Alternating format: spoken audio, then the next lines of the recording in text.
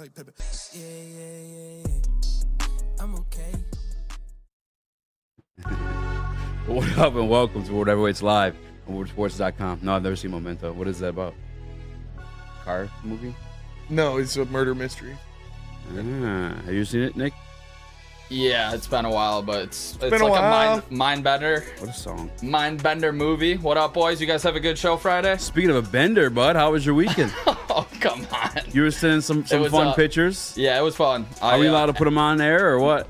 No. I absolutely dominated in cornhole, so it's always a great start. You definitely dominated someone's Definitely hole. dominated Those pictures, some. bud. All right, fellas. I had a great Yeah. weekend too. Good weekend. Great weekend, a lot of fun. Friday, I went This guy just downtown. inserted himself in the conversation. Yeah, that's funny, I know. Went downtown. Yeah, when I was 8, we played cornhole with my dad. He used to deliver mail. I went downtown to some bar. I can't remember what it's called, but there is some dude in like a jean short bikini with a fucking full mullet. Are you scared to record? just going You absolute. sent us a little I 12-second know. I was boy. like, Yeah. I mean, I didn't want to. Oh, that guy knew he had to get recorded, right? He was going hard. That was a fun time there. We went to another bar after. I can't remember where. Then Saturday had a Mario Kart tournament at Kuna, and then went to an after-hours spot after that. And Sunday, my boy Dante had a housewarming party at his new house. That was fun. Had a good weekend. Sunday, I didn't do shit. Or Monday, I didn't do shit. Just chilled, watched sports. Barbecued. Bryce has been singing Euphoria. Hell yeah. And I don't know if it's from that or from his sister or what it is, but allegedly, he didn't say it in front of me. Allegedly, he dropped it, an N-bomb from, in Is that a context. proud dad moment? No. He had, well, it's funny because we've been listening to Euphoria, and at the end of the song, Euphoria, obviously, we don't want to hear you say. Yeah. So I tell him you can't say that word. It's a B word. And he was like, "Well, why?" Because it's all, that's the thing with kids where you gotta watch what you listen to. That's what I feel. That's why I try to give preference or I guess a heads up when we're about to say something crazy. Sometimes you just always Fuck say them something. kids. Yeah, exactly. I can't. This guy. But if you've got kids in the car, you just gotta be careful. You got kids in the car. The stuff you listen to, like they. Testicles. All right. Yeah. Speaking of testicles, well, you want to say something related to testicles? No. I got something. All right.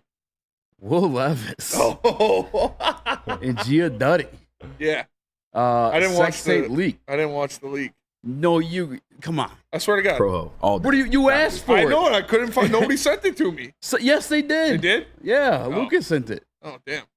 And JB. Happy belated birthday to JB. Happy by the birthday, way. JB. Didn't give us a heads up once again. Slick bastard.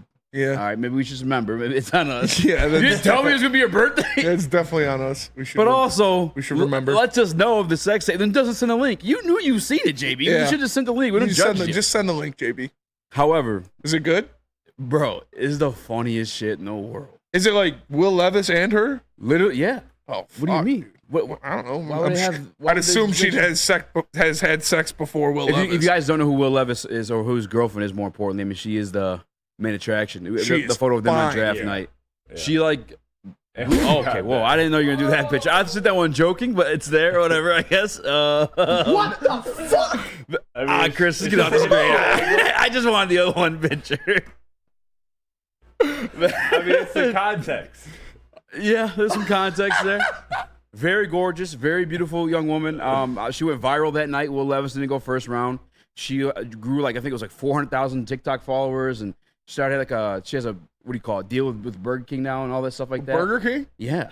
What? Why Burger King? I don't know. She's gorgeous. Did I send a Luca picture? Yeah. Speaking of Burger King, Yeah. can you put that one up? That No. shit's great. This is crazy. Shout out to Luca, by the way. I hope they close it out. Yeah, I hope they close it out too. Boston's too well rested. Either way, I just got real quick for the Will Levis thing. The Luca picture is probably going to be our thumbnail tomorrow. But, bro, 33 seconds on the dot.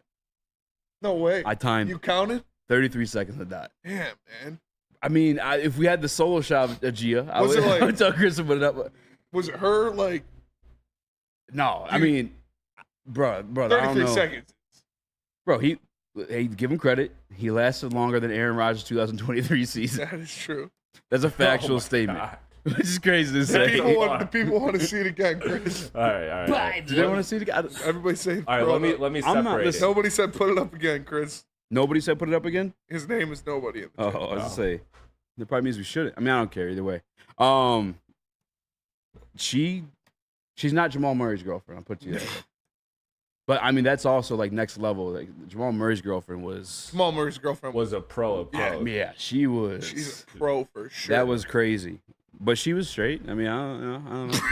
Not that. I mean, it is what it is at this point, boys. I don't know.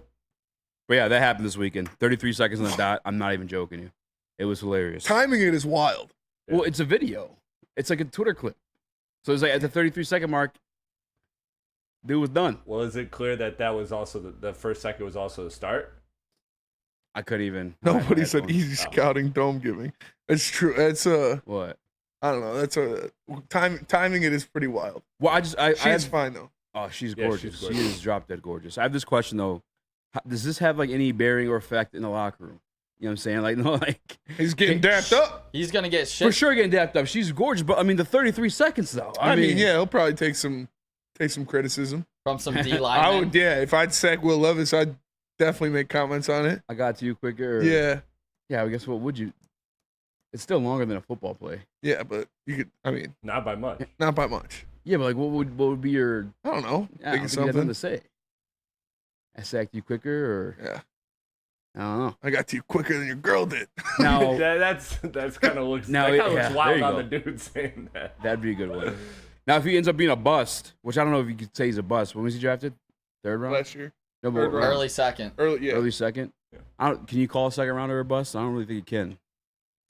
If he's first round, the bust jokes will be there all day though. Yeah, well, if he doesn't make All it day. out, of his rookie contract, the bust early jokes will be. Speaking of attractive women in great situations, I found a video on Twitter today that made me fall in love.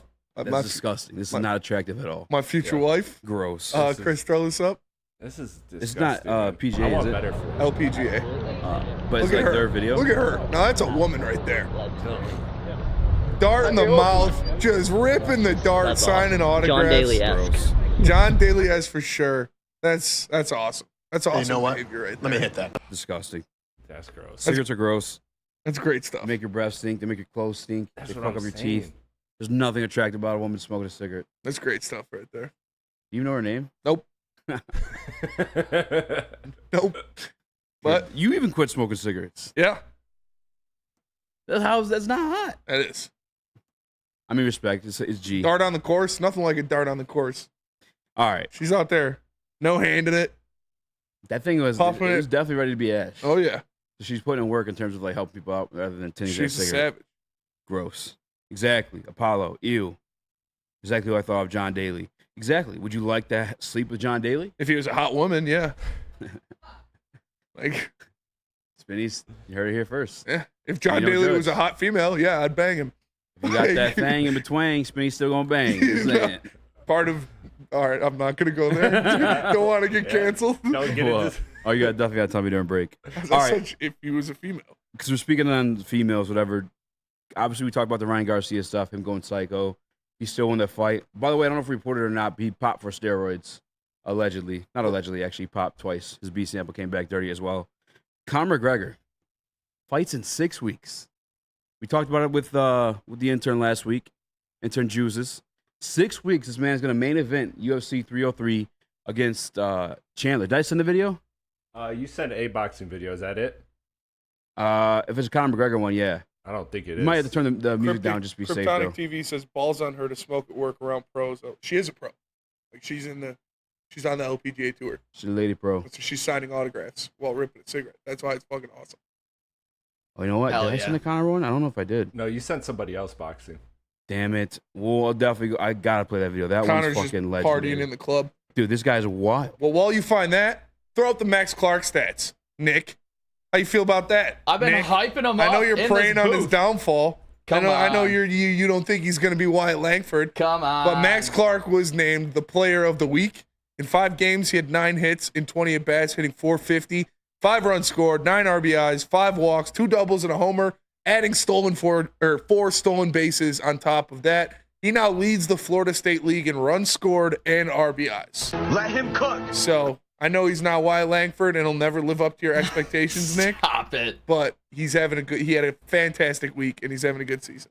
I love to hear that. We want this kid to be an absolute superstar. When we did make the draft pick, I would have gone the other route because I thought Wyatt Langford was more pro ready. Obviously, we went with the longer rebuild, which the Tigers are clearly doing as well.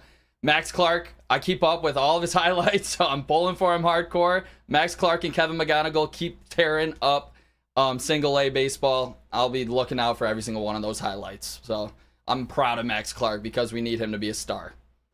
Did you guys see the comments from your boy Chris today? Yeah, he said we can get Chris will spend when we want him to, basically, or when we need What to. type of horseshit statement is that? He said Chris will spend when this team's ready to. So we basically were punting like the season like we thought when it came to the bats. I think that is iffy. That was definitely iffy. Yeah, it's definitely iffy. If you Fonte go follow, Mofamo, just walked in front of the studio. I think he's going to roast. Shout out. Either way, Met up with a little baddie. what the? I mean, how do you feel about that, Nick? I know you've been bitching about that. That's been like your theory. Now it's kind of confirmed. Why can't you invest while you're? I mean, you have a team that's ready to compete now. I don't know why you wouldn't. Yeah, the pitching's obviously there, and we didn't invest any bets, and I feel like this team could be, 7, 8, 9 games in front of, or over 500 if we did. So obviously it just sucks when, they just confirm everything you thought, that obviously they weren't ready to spend, or they didn't think this team was ready to win. And I hate punting on another season because that's what I felt like they did. But Spenmo, how are you feeling about the comments? Go into roast and get iffy in here.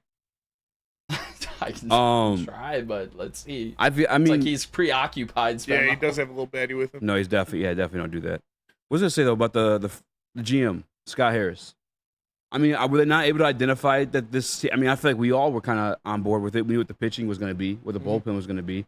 It was, I think, Nick, you specifically knew what the hitting wasn't going to be, so you knew you had something to base off of, and you didn't spend. That means that no, you don't. You want to be sold that you're going to spend because you had an opportunity to spend there. Yeah, that's a perfect excuse to expend. Yeah, you It's can't this season. tell us you're going to spend after just not spending. Like when it's there, when the situation was right for you to spend this summer and you didn't. I like saying he said he's going to spend. It's like, okay, cool. Well, we'll see it. I'll believe it when I see it. Just like saying He's gone. yeah. Sorry, looking. Sorry, Spencer has ADD. I do have ADD. He's got this thing for black men. He's a big dude. He could protect me. But I'm not gonna believe it until I see it. Like I'm not gonna believe it until I see it. Chris Ilitch is not gonna pay anybody worth a shit. I thought that was crazy. That blew my mind. Yeah, do you remember he went on MLB Network like to start the year and he was saying basically like similar things, and then he just doubled down on it that yeah, he will spend. That's 100% shit. iffy. And Oh, for sure. Damn. he's a little baddie. If he got the stiffy, If he got the stiffy, he was a little baddie. shout out. Nah, I thought that was bullshit. Come out and straight up just lie. Like I don't know. Maybe It's it like happens. the Tom Gores shit. It's literally the same exact thing as Tom Gores coming out and being like, "Well, I support the community. Well, I'm not a bad owner. Like, look what I do. Look what I can do. Look what I can do." Like, no, it's fucking bullshit. Don't come out here and say you're gonna do something. Do it. Like, do it. Or I'm not Bottom gonna rocks, believe you. do it. Yeah, I mean, here's the actual quote. It says, "From the moment I got here, Chris Ilitch said that we would have the resources we need to build a really competitive club and to build a club that can sustain winning over a long period of time. We're not quite there as far as yet as spending on that level because we still need to build a foundation out of this team and put us in a position to supplement it with some free agent signings in the upcoming winters." That's from today on the MLB Network. It's a load of horse shit. You got a foundation right now. I mean, I'll let it be. Yeah, we traded for a guy in Mark Canha who's obviously doing well for this team right now, but then you go out and like the big spending of the offseason for bats was Gio Urshela on a $1 million contract. Like, it's just Trash. yeah. It was literal trash. And before we go to break, because we do have to go to break, shout out Iffy, by the way. Shoot. Shout out. Little baddie. Walking around Birmingham with a little baddie. But RIP to Bill Walton. Bill Walton, he's a legend, NBA Hall of sir. Famer, 2-time champion, MVP. Obviously, he's a 2-time champion in college as well. One of the best basketball players ever. And a fantastic, hilarious color commentator. I remember watching one of the games of the Maui Invitational, and he was calling, and they were talking about Miles Bridges, and then he just went off on like a 10-minute tangent about bridges. Like not Miles Bridges, like actual bridges. He's like the Golden Gate Bridge, the Ambassador's Bridge. He's like, I just love bridges. They get you from one place and put you in another. Like, Man, Bill D-Mac Walton- and Bill Walton podcast would have been crazy. it would have been electric. Like Bill Walton, They ended up fist fighting over who could talk deadhead, longest. cannabis connoisseur, Hall of Famer, Hall of Fame hippie. Hall of Fame hippie, man. Bill Walton, RIP.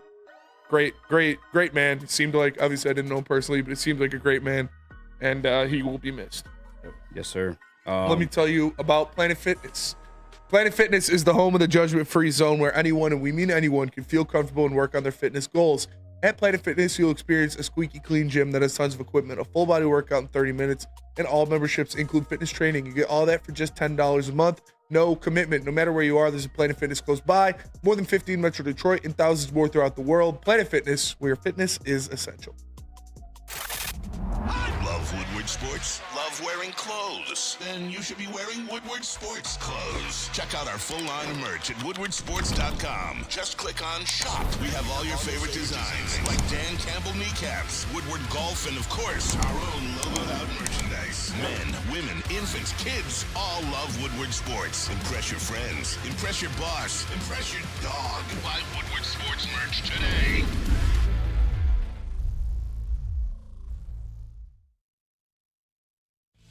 Drive into summer and drive into savings during Feldman Chevrolet's biggest Memorial Day sale ever. We're stocked with new Chevy cars, trucks, and SUVs, all priced to move.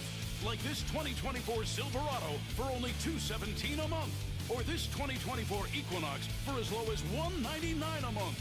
Find your freedom in a Feldman at the Memorial Day sale going on now at Feldman Chevrolet, Michigan's #1 Chevy dealer. A ton of fun, a ton of sports, and a ton of man meat. Welcome to the Woodward Heavyweights, live daily 5 to 7 p.m. on Woodward Sports. Are you tired of the same old Detroit Merch. sports? Head on over What to is it? Merch. woodwardsports.com. Click the shop today. Get yourself some brand new You merch. wanna get They merch got twisted? hoodies, Okay. tees, hats, What all is it, guaranteed merch? to turn heads. Head on over to woodwardsports.com. Click the shop tab today. Get yourself some brand new merch. What up, though? Welcome back to Woodward Heavyweights Live on Sports.com. My boy Eazy, join my guy Spimo Rax, young Chris, Nicholas Kohloff, aka Detroit Mario. Smash that like button. Be a friend. Tell a friend. Smash that like button. Smash that like button. Smash that like button. Smash. Like if he's about to smash the bat, he just walked past you with. Sorry if he has a girlfriend. We're just broadcasting all this information. I mean, Just be she's quiet very. about it. I didn't say anything bad. I said she's a little baddie. No, I know, but maybe he's. I'm all right. Oh, maybe he has a girlfriend? you Yeah, said? yeah. Oh, Yeah. Maybe we shouldn't. That he was with his significant other. With his girlfriend. Yeah. For sure. For sure. Absolutely. Chris. Yeah. Real quick, because you look like Bill Walton. You could have been one of his disciples, one of his sons. Not even You close. could definitely- Did you he should- have super curly hair though?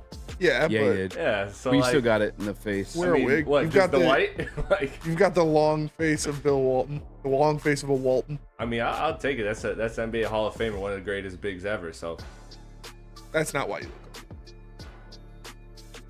okay, back to sports. All right, I do want to bring it to a little bit of NBA though, because obviously the news broke. Trajan Langdon, Tripitus Lackitus is now here in Toasted Detroit. lettuce. I've gotten a little bit more comfortable with him. I'm not gonna lie to you guys. I think I spoke a little bit to that Friday when we had Koo on. I feel more comfortable now. There may be a basketball mind involved in these decisions, but now obviously decisions have to be made once that contract's signed, and those decisions pertaining to Troy Weaver. And I'm gonna throw a curveball at you, Chris. Monty Williams as well. Yeah. I think it's clear as day that Monty's heart isn't in this.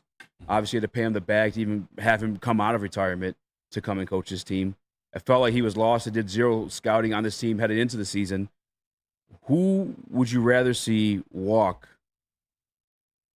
Oh, that's easy. Monty all day. Monty all day. And here's the scenario. Here's how I see it playing out. I think Troy Weaver is going to get axed, and I think that Trey is going to do what a new GM does to appeal to his boss. He's going to go to Tom Gores, knowing that Tom Gores just spent up to $100 million plus in commitment to Monty Williams. And he's going to go, give me a year to try it out.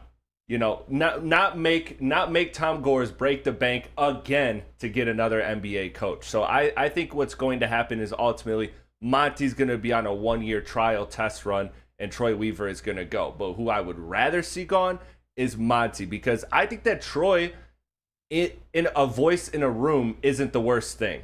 Now, I know that he doesn't have the greatest resume that speaks for itself, but ultimately, if Trey is making the basketball decisions, which I have a hard time believing still because of the tell-ems and all of that, but in that theory that he is still the decision maker, I'm okay with Troy being in the room. I'm not okay with Monty Williams being on the sideline.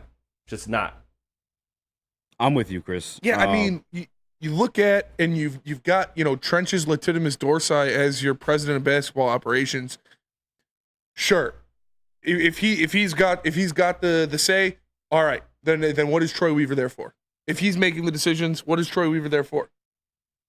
He's another mind in the room. He's another voice in the room. Yeah, because that's all that always works out is all these cooks in the kitchen having 5 guys but figure the cooks out in who the they kitchen want who had the biggest, I guess, like and all these the cooks, strongest arm or the strongest dash of salt were the guys that weren't the basketball minds. They weren't the guys you wanted to make decisions. It was Tom Gores and his Arn Tellem. Yeah, I know so Arn Tellem been in the league a long time. I don't give a fuck. He's been here since 2015. Hasn't done shit to help this team. You can't tell me he was worth the shit contributing to this team. So At that's least just with gonna this change guy, now? Trajan Langdon, listen, like, so what I did today was I listened to a podcast from the Locked On Pelicans. Because the same way with Locked On Pistons, they have their nerds that cover the Pelicans. Well, they obviously covered it as a little bit of a loss, but they didn't go into extensive detail. But what you got to hear from it is he worked with David Griffin and others in a collaborative process to come down to these decisions. I think that's the experience that he has that Arn Tellem never did have, and obviously more respect in his basketball acumen than Arn Tellem's as well, that I'm more comfortable with. I guess I'd rather have him and Troy in a room figuring out what to do with the free agency money, figuring out what to do when it comes to trades, figuring out what to do with the draft class, than I am Arn Tellem or just having nobody there and letting Troy do it freely. Here's the issue with that, because I want to follow up on what Easy's saying, is every GM, every front office has multiple people in the room. The issue with the Pistons, where it went wrong, was one, it probably wasn't the greatest set of basketball minds. So, again, I'm not caping for Troy Weaver's job here, but what I'm saying is that every room has a collective group of people. The problem with the decisions was one person made this decision, one person made that decision. This is being sold to us, now let's see if it's true, as he is the one authoritative basketball decision maker. So if that's true, I have no problem having all those chefs in the kitchen, because that's just opinions. Brad Holmes talks about how collaborative his process is. Exactly. But he has a universal decision making. It's different for the NFL. There's a lot more positions you have to worry about, a lot more players you're looking at, and a lot more draft picks going into that. In the NBA, you have 2 rounds. You have 5 guys on the court at once. It's not like you need 20 people to figure out who you're going to draft in the first round. When you're looking at saying Monty Williams all day, based on 1 year, you're that far out on Monty, but you're giving Troy Weaver more. Monty doesn't want to be here. Neither does Troy. He's sitting there pouting in press conferences. No, because Troy didn't get to do what he wanted to do. So why is he that didn't want to hire Monty as the head coach? How is that going to happen Troy's now? hands were handcuffed. He couldn't even cook the way he wanted to cook. And now he's just free because they hired somebody else? You think it's just going to change? Yes, absolutely. So you are bought in on this. Absolutely, that's why you're bringing a team president. So Arn Tellem can't do shit. I'm not brainwashed. That's the idea of bringing a team president. That's the one thing to be different. And telling you I don't it's a taco. think Arn Tellem is longer here to make the final decisions. I think Troy's gonna, if he stays. And I'm not even telling you guys that Troy deserves to stay or anything like that. But I would rather have Troy in there over Monty, because Monty literally doesn't even want to be there. It felt like Monty was trying to get fired last year. The all bench lineup with the worst roster in the league. What the fuck? You're trying to get fired. And then he didn't want to be here in the first place. On top of that, too, there is now a track record of Monty not getting along with young players, too. So a lot of people have talked about the situation isn't good for him in general. So I want both of them gone, to be clear. But if I had to choose one, I'd choose Troy Weaver, who doesn't have the decision making that Monty will have on the basketball court. Monty can directly impact the Pistons franchise more than Troy Weaver can as somebody that has to answer to our new GM.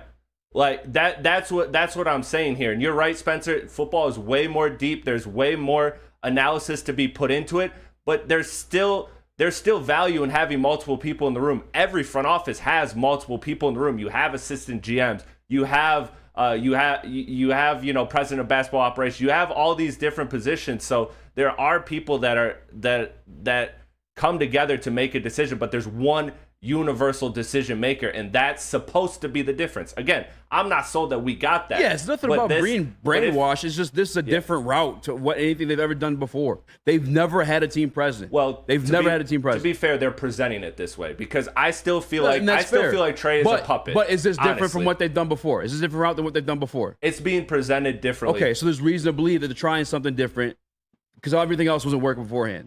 So I would rather have Troy, who I do respect as a drafter somewhat, in a collaborative process with a guy like Trajan Langdon, then I'd rather have Monty, who's quite literally doesn't want to be here. Plus, he was good. He was good in OKC as a part of the collection of the like that was a good system. Now maybe that was just all Presti's brilliance and Troy didn't contribute that much. That's a fair conversation. We don't know, but him in a smaller role has led to a successful front office before. So again, I'm open to it because at the end of the day, Troy Weaver can't make as many decisions that will impact the Pistons as Monty can when he is coaching every single game, doing the X's and O's, the strategy of it. Chris, to that point, Monty literally started Killian Hayes for 31 games last season. That's inexcusable. He shouldn't be allowed in here. And the fact with Troy Weaver drafted Killian Hayes. He took him. That's what I'm saying. Yeah. Like, this is unbelievable. This is a tale of two horrible ideas. Both of them should be shot out of a cannon from Detroit. But when it comes to Troy Weaver, I think he's ultimately going to get the call to go because Arntellen brought in his guy is what it seems like. Mm-hmm. And I feel like Troy Weaver's going to be the scapegoat of this situation. Oh, yeah, it's finally different now. And I just don't think it is. I think he gets put in under the fire as a scapegoat. Troy Weaver has made two good decisions in his tenure with the Detroit Pistons on moves. One of them was the Jalen Duren move, and the other one was taking Cade Cunningham first overall. That's it. You know, like Ivy? No, he's not a good fit on this team. No. You guys liked him before. Do you like him? I never did. I was never in love with him. Okay, yeah. So I literally said there's no way Troy's stupid enough to take him. And he did. But you want to keep him. Given the question is presented as like, who would you rather have go first? Yeah, I don't want either of those bums. But the question is one or the other. Then I'm saying no. Definitely picking Weaver over Monty all day. Now, gun to your head, you got to pick one. Which one? Gun to my head, I'm picking Monty based off track record. That's crazy. I mean, and he only had 1 year. Monty's proven more. Monty has proved more. He told you guys he was in here for the money. Literally told you in the press conference. Yeah, in the press conference. Why'd you come back? Well, yeah, I can't lie. Life-changing money is probably a big part. It was the first point he touched on. And in that same press conference, what Troy Weaver said he doesn't know if they're ready to win or not. It's not up to him. It doesn't matter. So if he's not making decisions, why the fuck is he here? Because at that point in time, he wasn't. It was Arntellen and now Tom he Gores. is. That's the idea. Yes, you're bringing a team president for him and obviously Lejean to collaborate. Now, obviously, we don't know if Troy's going to survive to make it that long. But given the choice between the two, yes, I would rather have Troy Weaver than Monty Williams. The guy literally does not want to fucking be here. I don't think either of them want to be here. I don't know why you can say that, but I don't feel I can't say that. Because Troy Weaver's sitting there in press conferences pouting and saying shit like that too. Like, what is Troy Weaver showing you that he wants to be here? When he argued with the fan? When he got in the fight with the fan? Yeah. That's what I would say. I would say Troy wants to be here. No, that's just standing up here. This is his first time being GM. You think he wants to crash out like this? I don't think. I think he's already tarnished his reputation in NBA circles. I don't believe so. I don't believe that to be the case. Obviously, a lot of the trades weren't the best moves to be made. You talk about the Jeremy Grant signing as soon as he got into office, rather than like trying to just build to the draft. You kind of did it backwards. You spent the money and then tried, falling in these draft classes. I think you should have just fell in the draft classes and then spent the money. You have an idea what you have as your foundation. I'm not telling you Troy's the answer. I'm not telling you Troy's like anything. I'm just saying, given the choice between the two, all day would rather have Troy Weaver or Monty Williams. Which one of these shit stinks worse? Yeah. That's the state of the Pistons franchise right now. Which one of these terrible decisions would you rather make? And I said no. I said at the beginning of the Pistons collapse last year, fire the entire front office. I don't want any of those bums back. They all suck. I don't care either way. But I don't want Monty back. He doesn't want to be here. Monty's going to be back next year. Yeah, like I said, 1,000% Monty Williams will be back next year. They made him the highest paid coach in the history of the NBA. They're not firing him after 1 year. They've already said they're willing to part ways with him. Yeah. And Chris Ilitch also said he's going to pay free agents. I see it. I don't the give a same, fuck what any of these losers say. Show me it, and then I'll believe it. They say things to appease the fan base. They don't say things they actually mean. If they were keeping him, though, I think they would have, if they had belief in him and they were wanting to keep him, I think they would have said, we'll give him another year, blah, blah, blah, all the other good shit. Sold you the future of it versus like, no, if he doesn't want him, he's going Well, Tom Gores doesn't talk to the media because he's scared and he does a terrible job. And Troy Weaver obviously knows nothing about what's going on, so what is he going to say? It's not that he doesn't know nothing about what's going on. It wasn't the hire he wanted to make. Well, they asked him are you ready for playoffs? And he said, talk to Troy or talk to Tom. Yeah, because it was Tom's hire. Yeah, so Troy doesn't know enough about his team. How does that correlate to not knowing nothing about the team? That just means he didn't make the hire. That wasn't the coach that he wanted to hire. They didn't ask him, They were is very Monty public Williams about the that. best coach? They asked him, are you making the playoffs? Is it playoffs or He bust? said, ask the owner. That's the guy who hired the coach. Yeah. That does not correlate to knowing nothing about the team. You could make a statement on that that makes zero sense. Without hiring your coach, you can make a statement on if you think the team is ready to make the playoffs or not. I don't think he wanted his statement branded on that coach hiring. He so obviously didn't have good things to say. This is not his team. Correct. So then why is he here? Because maybe now he has a chance for it to be his team. I mean, who's to say that he's still going to remain here? It wouldn't I'm just be saying his you can't say team. he doesn't know nothing about the team if you admit that his hands were tied and even cooking in the pot. Honestly, though, when is the last time we've had a Troy Weaver him say anything to the media about anything? At some point when Chris wrote his manifesto, he said something. I know he did say something at some point this year. I don't think either of those guys should have their job anymore, but they're not going to fire Monty Williams, at least for next year. It's not going to happen. I don't know what's going to happen. He didn't say anything coming out of like obviously the viral video, right? Did he ever have a press release after that? Yeah, so we haven't heard from him after the season. Once. Correct? I don't know. I don't know. I checked out on the Pistons a long time ago because they're dog shit product, and I don't support that bullshit. So I guess because you've been on the show also saying that you feel that his hands are tied. Yeah. So why are you also like full throttle on him? Because you got to get rid of him. You can't just leave him there to rot and die. Like what good is that? But obviously their plans aren't to rot and die, right? They're trying to do something. This is a different method than they've ever taken before. I'm not telling you it's going to work, but I'm telling you what it is. I'm telling you, I don't think it's going to be any different. If you believe it's going to be different, that's on you. I don't believe that. I think the process will be different. I don't know what the results will be. But we have to go to break. Tell us about Feldman. Since 1996, Feldman Automotive has been driven to provide a fast, convenient, first-class car buying experience called the Feldman Advantage. With 18 locations, there's a Feldman dealership in your backyard. Visit FeldmanAuto.com to find the location nearest you. And catch Woodward Sports Network live from Feldman Chevrolet of Novi every other Monday. Feldman Chevrolet, Detroit's #1 Chevy dealer.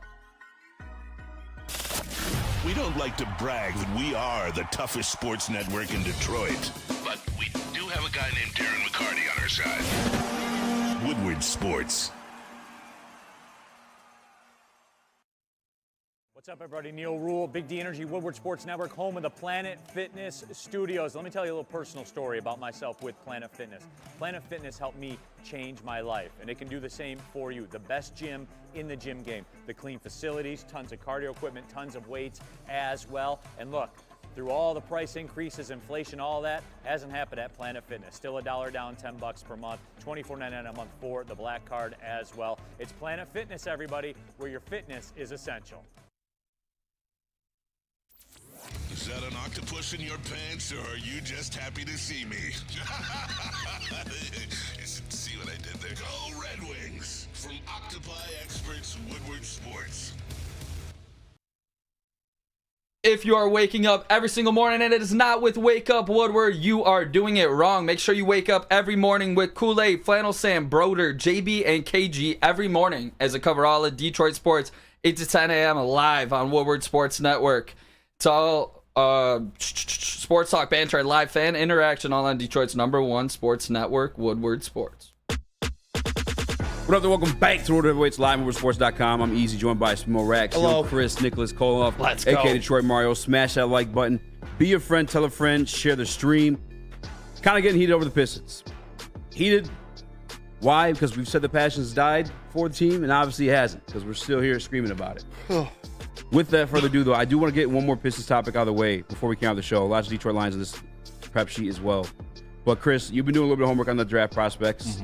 If they decide to keep the 5th overall pick, who are you talking about today? So here's actually a prospect that I've watched his tape and I really like.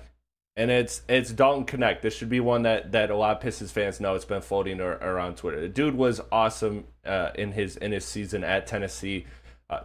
Almost 22 points per game, 5 rebounds, 2 assists. I mean, he shot the ball well from almost 40% regularly, 42% on catch and shoot, averaging over 10 threes per 100 possessions. So I mean, the guy shot at a very high volume. Good frame too, 6'6", 213, can jump out of the gym. There's a lot to like about this guy. I mean, he's someone that plays very well within a system. He moves off ball, not only from the 3-point line very well, but also within the mid-range. He can do a lot of curls. He can do a lot of floppy action. He can do basically any type of off-ball movement you need from him. He does have good hops. He kind of reminds me in a sense of a Pat Connaughton, that guy that's just that's not laterally quick, but he has outrageous hops and so because of that, in a bigger frame, he's able to kind of do well. He finished almost 60% at the rim in college. I don't think finishing at the rim will be his game. I think my comp for this guy is on the ground floor is probably Tim Hardaway Jr. I think he's a guy that can, be a solid bench piece that can, if he gets his handle right, if he fixes his handle, he can be somebody that can put up offense in a hurry for you on a second unit and play well with the big man. Like, you think of Duncan Robinson too, a guy, if he gets a big man that can screen well and pass, I think he can play very well. So what we project Duren to be, what we hope Duren to be, he would be a good fit there. Obviously, with the high volume of shooting and good off-ball movement, he's a good fit next to Cade. He's just one of those players that you'd want. Now, my thing is, I don't want to take a guy at top 5 that's of that. I mean, yes, that's a valuable player, but I see a top 5 pick as somebody that you think can be an all-star. This guy, I think his ceiling is Bogdan Bogdanovic, which is a good player. He's got to get better playmaking to be Bogdan Bogdanovic. He could pass a lot better, and tighten the handle. But I think he's a valuable player in today's NBA. So if you could trade back and get him at like 10 and get like a good player for the 5th pick, if you can't get a star with that 5th pick package, I like this option. I like this kid. I think he's going to be someone that is on a team that plays winning basketball. That's what this type of player this team needs. A wing would knock it down. The height, I want to see what the height truly is, because we got kind of duped the Cade Cunningham. True. He was supposed to be like the 6'7", 6'8" He's more like guard. 6'5", probably. Huh? He's more 6'5" than 6'8". Same thing too with the other kid that ended up going to the Rockets. That I thought was a little bit taller than he ended up being. Cam Whitmore? Yeah. Yes. Yeah, I kind of got duped with that too as well from that same channel. But by the way, Hoop Intellect, great channel. I think we're going to end up having him on the show. But it just fucking sucks, bro. Like, this team's so far away. This is embarrassing. I don't even want to be in a position to draft this kid. This is embarrassing. And Chris, great job, great breakdown for sure. But like, to be the worst team in the NBA for multiple years in a row and be talking about drafting Tim Hardaway Jr. at 5, that's fucking terrible, dude. Like, that's not all on them though. That's obviously on the draft class itself. It's on the draft class for sure, and it's on them for being terrible. And it's just. It's not going to get better anytime soon unless they make drastic moves.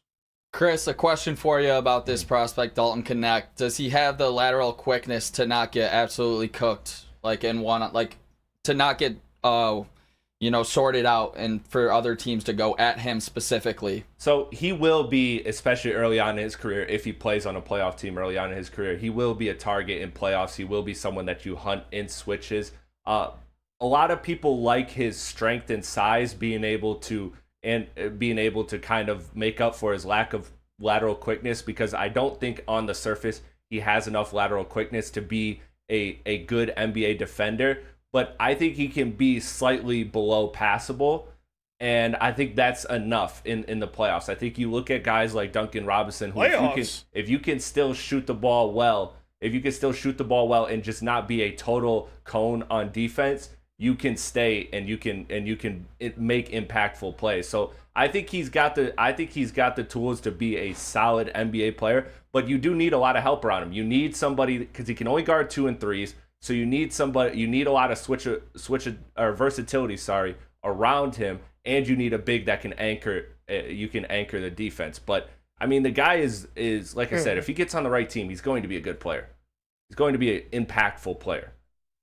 Yeah, well, the Pistons aren't the right team. I can tell you that. Pistons aren't the right team for anybody. The Pistons aren't in the spot where they're like, all right, if we get this guy, then maybe he can turn out if we put this. No, we need someone who can come in here and do stuff by themselves. Yeah. Because hopefully this roster looks nothing like it did last year. It sounds like this draft class is a bunch of guys that aren't. It is. Those draft class players. sucks. They're all like this caliber of guy. Yeah. Although again, I like listen. That's what I want for this team. That's what I want for Kid Cunningham. His 3-point shooting. By the way, I did a little homework on Brandon Ingram too, a deeper dive at least. I've always liked him as a player. He's not as great of a 3-point shooter as I thought. Yeah. He's kind of like more of a mid-range guy. Yeah. Does that change any of that for you guys? No. He's an isolation scorer. We don't have any isolation scorers on this team. Cade? Well, yeah, outside of Cade. Yeah. I mean, literally outside of Cade, I don't think we have a single above-average isolation scorer on the roster. I would still take Ingram. 35.5% still good to compare to what we've had. Number 1 on our team. 20% better than Thompson. What is it? Oh, 25%. Yeah. Yeah, I would still take that. To be honest with you, I would still take Ingram in a heartbeat. Easy. We need talent. What is like too much to give up? Like obviously this 5th pick, I'm assuming would be a piece of it. Like 5th and Ivy. Is 5th that enough? Ivy, Stewart. That's probably what the package would be for me. 5th Ivy and Stewart. Is that steep though, or like no. That's like no. Steep. What do you mean steep?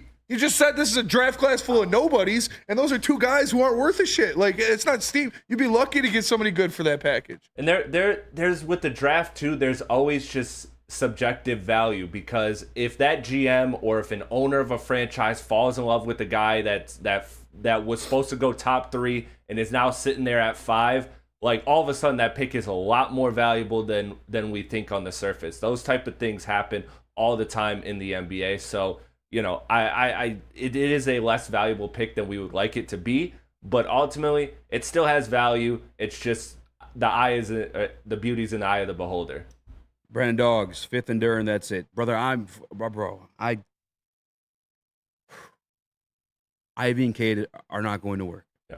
It's not going to work. I would trade Ivy way before Duran, but I would also trade. I'm also have a higher upside with Duran as well. I'm incredibly frustrated. Bro, what are you guys talking about in the chat right now? What are we doing? What are we doing in the chat right now? You don't like that trade? You don't like getting an all-star caliber player for those 3 pieces?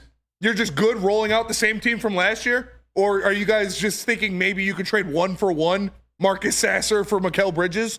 Like, that's not, the 5th pick is garbage this year. It holds no weight, no value. You're going to have to add young pieces like Ivy and Stewart. Nobody gives a shit. Like, Isaiah Stewart will be good on another team. He will not be good on the Pistons. He does not fit this team. Same with Ivy. Like, these are guys you're going to have to move on from. I know we're attached to our toys and we don't want to give them up, but if you want this team to be better than 14 wins, you can't just roll out with the same team, and nobody's going to take the 5th pick in Marcus Sasser for an all-star.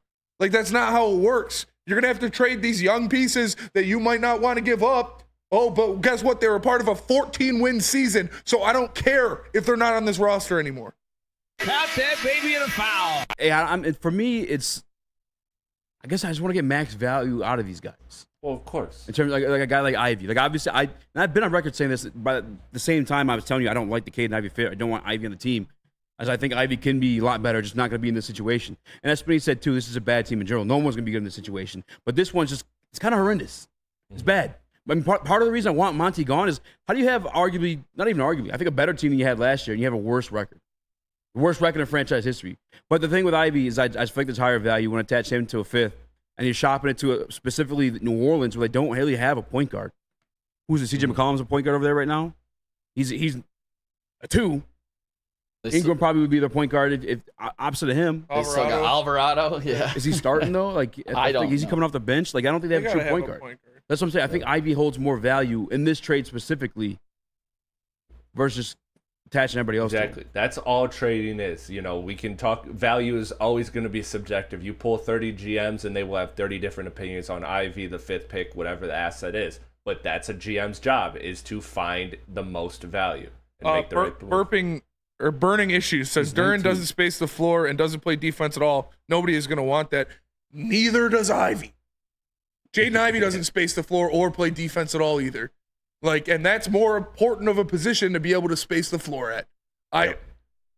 Duren's upside is higher than Jaden Ivey's. Agreed. Yep, I'm with you on that one too. I think Ivy will be good by himself somewhere else, but not on the Pistons. Everybody's saying Brandon Dog said it. Ivy will be an all-star guard. No, he won't. When you move on from him, if you move him somewhere else. Well, he's not going to be one on the Pistons, so I don't want to just hold on to him just in case we don't make anybody else better. We're trying to get better. Is there still all-star hope for him, Chris? Not for the Pistons. But just in general, do you have it for him at all? If he runs his own team, maybe. I don't think so personally, but he's also still too young to really completely rule out, and he does have, by all accounts, a very high work ethic. So Brandon Dog says Duren is Andre Drummond. That would be better than what Jaden Ivey. What do we think Jaden Ivey is? Shai Gilgeous-Alexander? He is not nowhere near the tier of player that Andre Drummond was. DJ Augustine? Come on. What are we talking about? Ivey's a poor man, Russ. One of the positives on Duren, too, in his second season, as a big guy, he's already shooting 79% from the stripe. And that's obvious. That's proven to be something to come in the future when it comes to stretching out his range. Sorry about that. And Burning Issues says I wasn't saying anything about Ivy, Spenny. I was talking about trades. That's what I'm saying. You're talking about trade Duren because he can't defend and he can't space the floor. But hold on to Ivy. Ivy can't defend or space the floor either, but Duren can get you 12 rebounds a game. That's why I'm holding on to Duren and trading Ivy. Neither of them can defend. Neither of them can space the floor. So if you make the argument for Duren, you got to make the same argument for Ivy. Isn't Jalen Duren also 19? Yes. Yeah, I think he's 20 now, yeah. Zach LaVine over. Oh, my God. If they pay Tobias Harris, I know Koo was talking about it as just a space holder. But, What? I don't know, man. They paid Tobias Harris? Yeah. He is 20 now, November 18th, 2003. All right, let's talk Lions. We'll Happy move off of birthday. it. Football. Happy birthday, who? Jalen Duren. Something the Pistons have nothing of. Defense. Guardian Alarm provides great defense. Customized solutions from real experts. Their professional technicians take the time to recommend security and automation solutions specific to your needs. They also have 24/7 professional monitoring. You can call them anytime, day or night, and no Guardian Alarm team member will stay on the phone as long as needed. And of course, they have technology backed by people. Your safety and security deserves technology that's been proven to work and people who have been proven to care. So call them at 1-800-STAY-OUT. That's 1-800-STAY-OUT, and let them know Woodward Sports sent you. Game is won in the trenches, and our big fellas don't mess around. The Woodward Heavyweights on Woodward Sports. Walk into any Lady Jane's Haircuts for Men for an award-winning haircut experience from one of our talented stylists. Enjoy a precision haircut, hot lather neck shave, scalp and neck massage, and a hot towel treatment to top it off. Enter for your chance to win the $50,000 Perfect Bracket Challenge. With more than 25 Metro Detroit locations, there's always a Lady Jane's near you. Lady Jane's Haircut for Men, open 7 days a week. Walk in anytime. Lady Jane's, it's wicked awesome. Love Woodward Sports? Love wearing clothes? Then you should be wearing Woodward Sports clothes. Check out our full line of merch at woodwardsports.com. Just click on shop. We have all your favorite designs, like Dan Campbell kneecaps, Woodward golf, and of course, our own logoed out merchandise. Men, women, infants, kids, all love Woodward Sports. Impress your friends. Impress your boss. Impress your dog. Buy Woodward Sports merch today.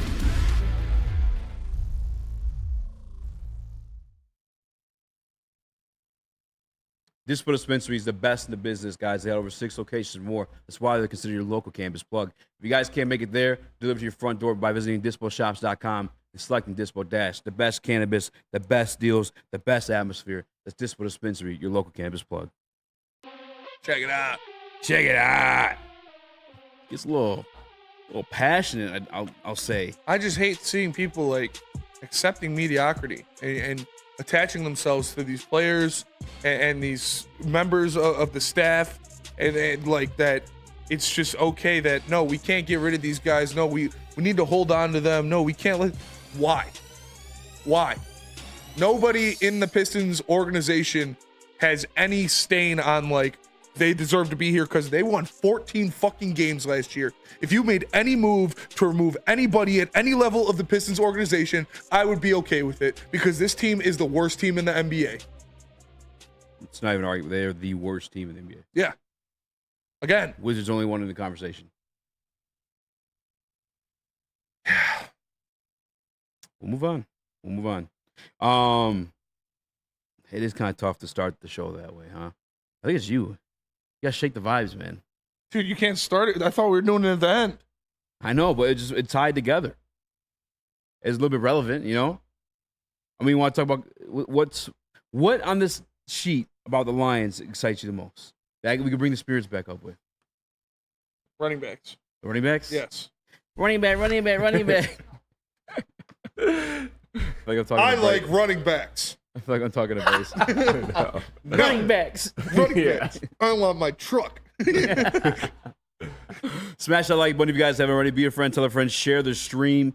All right, we'll do that then because PFF came out with an article. I didn't click on the article, but I just saw the graphic in itself. Who is the best running back in the NFC North? Can you put that one up, Chris? Throw it up there. This is an easy answer. And it rhymes with Zamir Zibbs. Right? Yes. I'm actually surprised that was your answer. I came in this I was going to say expecting Josh Jacobs? Yeah, I literally thought I was at the battle you on the Josh Jacobs thing. No. Because I know you had a thing for once upon a time, but you have these fantasy things. He helped me on fantasy for sure. and you champion these guys when they do this. No, I mean, he's a good player. He's definitely good, but he's a good back. But Jahmyr Gibbs was literally the most explosive running back in the NFL last year. Yep. He had the most touches of over 20 yards out of any running back in the NFL. 14 of them, thanks. The guy is a freaking monster. When he touches the ball, like I say about J-Mo, Jahmyr Gibbs has that oh shit speed. Where if he's running at you, you better be fucking ready. You better have your jock strapped on tight too, because he's gonna juke you out of your pants. Like the guy is a human highlight film. He is an electric player, one of the most fun players I've been able to watch in a Lions uniform in a long time. Like just how he plays the game. Neil talks about it with like Barry Sanders, where every time he gets the ball, you're like on the edge of your seat. Yeah. Like waiting for him to do something fucking nuts. That's Jahmyr. And that's Jahmyr Gibbs, man. He is the electrician. He is lightning in a bottle. And he is a top 5 running back in the NFL. He is the number 1 running back in the NFC North.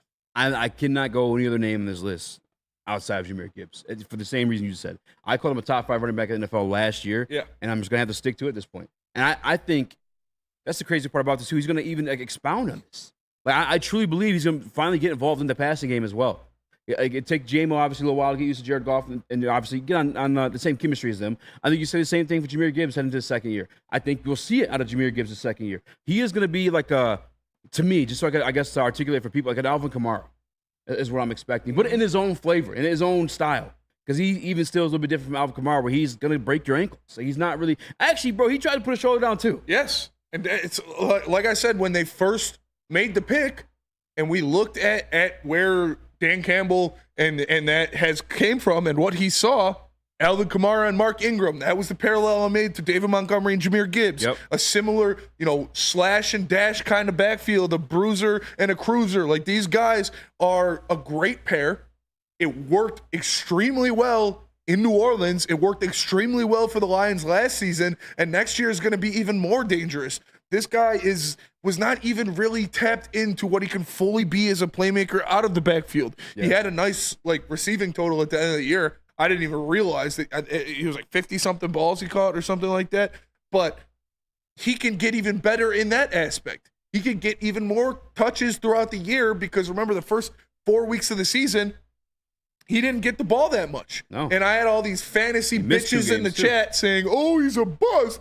The Lions don't know how to use him right. Just because you took him in the second round while I'm watching the few touches he was getting in the beginning of the year. And I was like, one of the first rushes he had where he finished it out of bounds, crossed somebody or juked somebody, lowered his shoulder, finished the run. I was like, this kid's going to be fucking good. Oh, the spin move. Yeah. Spin move shoulder. Spin move shoulder. Yeah. Put someone in the dirt for an extra 3 yards. I was like, yeah, all right. That's all I got to see. Kid's going to be a dog. And he was after they unlocked the swag. I'm I'm excited to see what he does next year. He's the best running back in the division. And maybe this isn't fair to do, to put things in perspective, right? Christian McCaffrey, arguably the best, or for damn sure top 3 in the game right now. Like his rookie season, this is the kind of argument I have with my guy Stick, when Stick filled in for you. Shout out my guy Stick Bayless, but he was kind of the Jameer, like, when the fuck's he getting the ball? Well, I told him, like, look at Christian McCaffrey's first year. If you guys aren't familiar with it, he only had 435 yards. He still played 16 games. Yeah. 16. I mean, he played the full season. Only started 10, but played 16, 435 yards. Jameer Gibbs, 945, if I'm not mistaken. Like, in his first year, like, he's going to take another leap. I'm talking the passing game, also as well as a rusher. I mean, you even heard things from, like, running backs itself. I think it was Austin Eckler. But at some point during the season, like, you can see Jameer Gibbs, he's had to learn how to, like, follow the hole and then bounce out of it. And don't think we forgot about those eyebrows, Austin. We did not forget about those eyebrows. Run those eyebrows. But I saw Brandon Dogs in the chat, and I told him, call in if you'd like to. He said we're being biased, putting Jameer Gibbs in the top 5. I could see it tasting a little bit too early for some people. I guess I get it. Yes. That's just what I see. I'm calling it like I see it. If anything, I feel like I'm one of the guys on this network that errs on the side of caution with a lot of these things. I was with the Jack Campbell stuff. I was with the Sam Laporta stuff. Maybe I still am with the Jared Goff stuff. Who knows? But I'm the one that's like, let's give it time. Let's give it time. No, I'm ready to talk about Jameer Gibbs being top 5 right now. If I'm the guy, again, the guy that errs on the side of caution, the guy's like, let's wait a little bit, guys. If I'm the one telling you he's top 5, I'm telling you guys, he's damn fucking good. I can think of 4 running backs that I would take over Jameer Gibbs for sure in the NFL right now.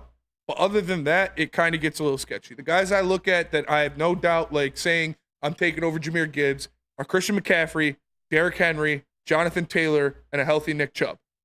After that, you give me names, and there's hesitation after 4 guys. So, yeah, I'm going to put him in the top 5 as of right now. Talking about a guy in Josh Jacobs who's done it, who's been considered top 5 in your book, I'll say. I've been a Josh Jacobs hater my whole life, but outside of Alabama. But just last year, He's right? a dog at Bama. 50 more carries. And I get the different offenses, but still, 50 more carries. Who do you think had more yards between the two of them? Gibbs still. Josh Jacobs, 50 more carries. Gibbs still, it's like 140 more yards. Damn. Obviously, had more. He led the league in 20-plus yard touchdowns. How many more? Who do you think had more touchdowns between the two? Gibbs in a shared role, or Josh Jacobs is the lead? Gibbs. We have one of the best offenses in the NFL last year. Bro, 10 of them things to 6. Yeah. Like, it's just in perspectives. Like, if Josh Jacobs is a guy you've ever considered top 5, and you're not ready to put Gibbs in that conversation yet, look at Gibbs now. Cornelius T makes a great point. He says outside of Chubb, all those names are about to get old. That's true, too. Derrick Henry, like, I don't know how long he's going to keep being Derrick Henry, because I thought he was going to be done after last year, but he went out there again and ran for like 1,300 yards. Like, he's still Derrick Henry, but he's got a lot of wear and tear on him. Obviously, CMC's got a lot of wear and tear on him. Those guys are going to start to be That's why I'm willing to put him slipping. in that top 5, man. Yeah, I'm not mad at you for it. But still, I'm going to take those guys over him as of right now until I see them fall off the cliff. Wow, I just looked at. Okay, all right, we'll talk about it when we get back. Brees Hall, Saquon. Tell us about Lady Jane's. When we get back, we got Juices. Let's power rank these running backs in NFC North. Right. Let me tell you about Lady Jane's. Awesome is when a guy can be a guy and get an amazing haircut. That's Lady Jane's Haircuts for Men. Stop in, sit back, relax, and let one of Lady Jane's talented stylists make you look and feel great. Walk in anytime, 7 days a week. Lady Jane's, it's wicked awesome. Braylon Edwards here, Premier Pet Supply. Man, just looking around, who's got it better than pets?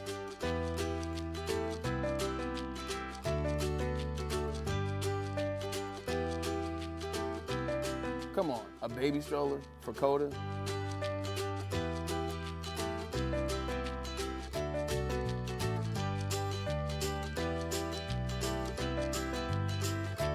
A chef for Lola, really?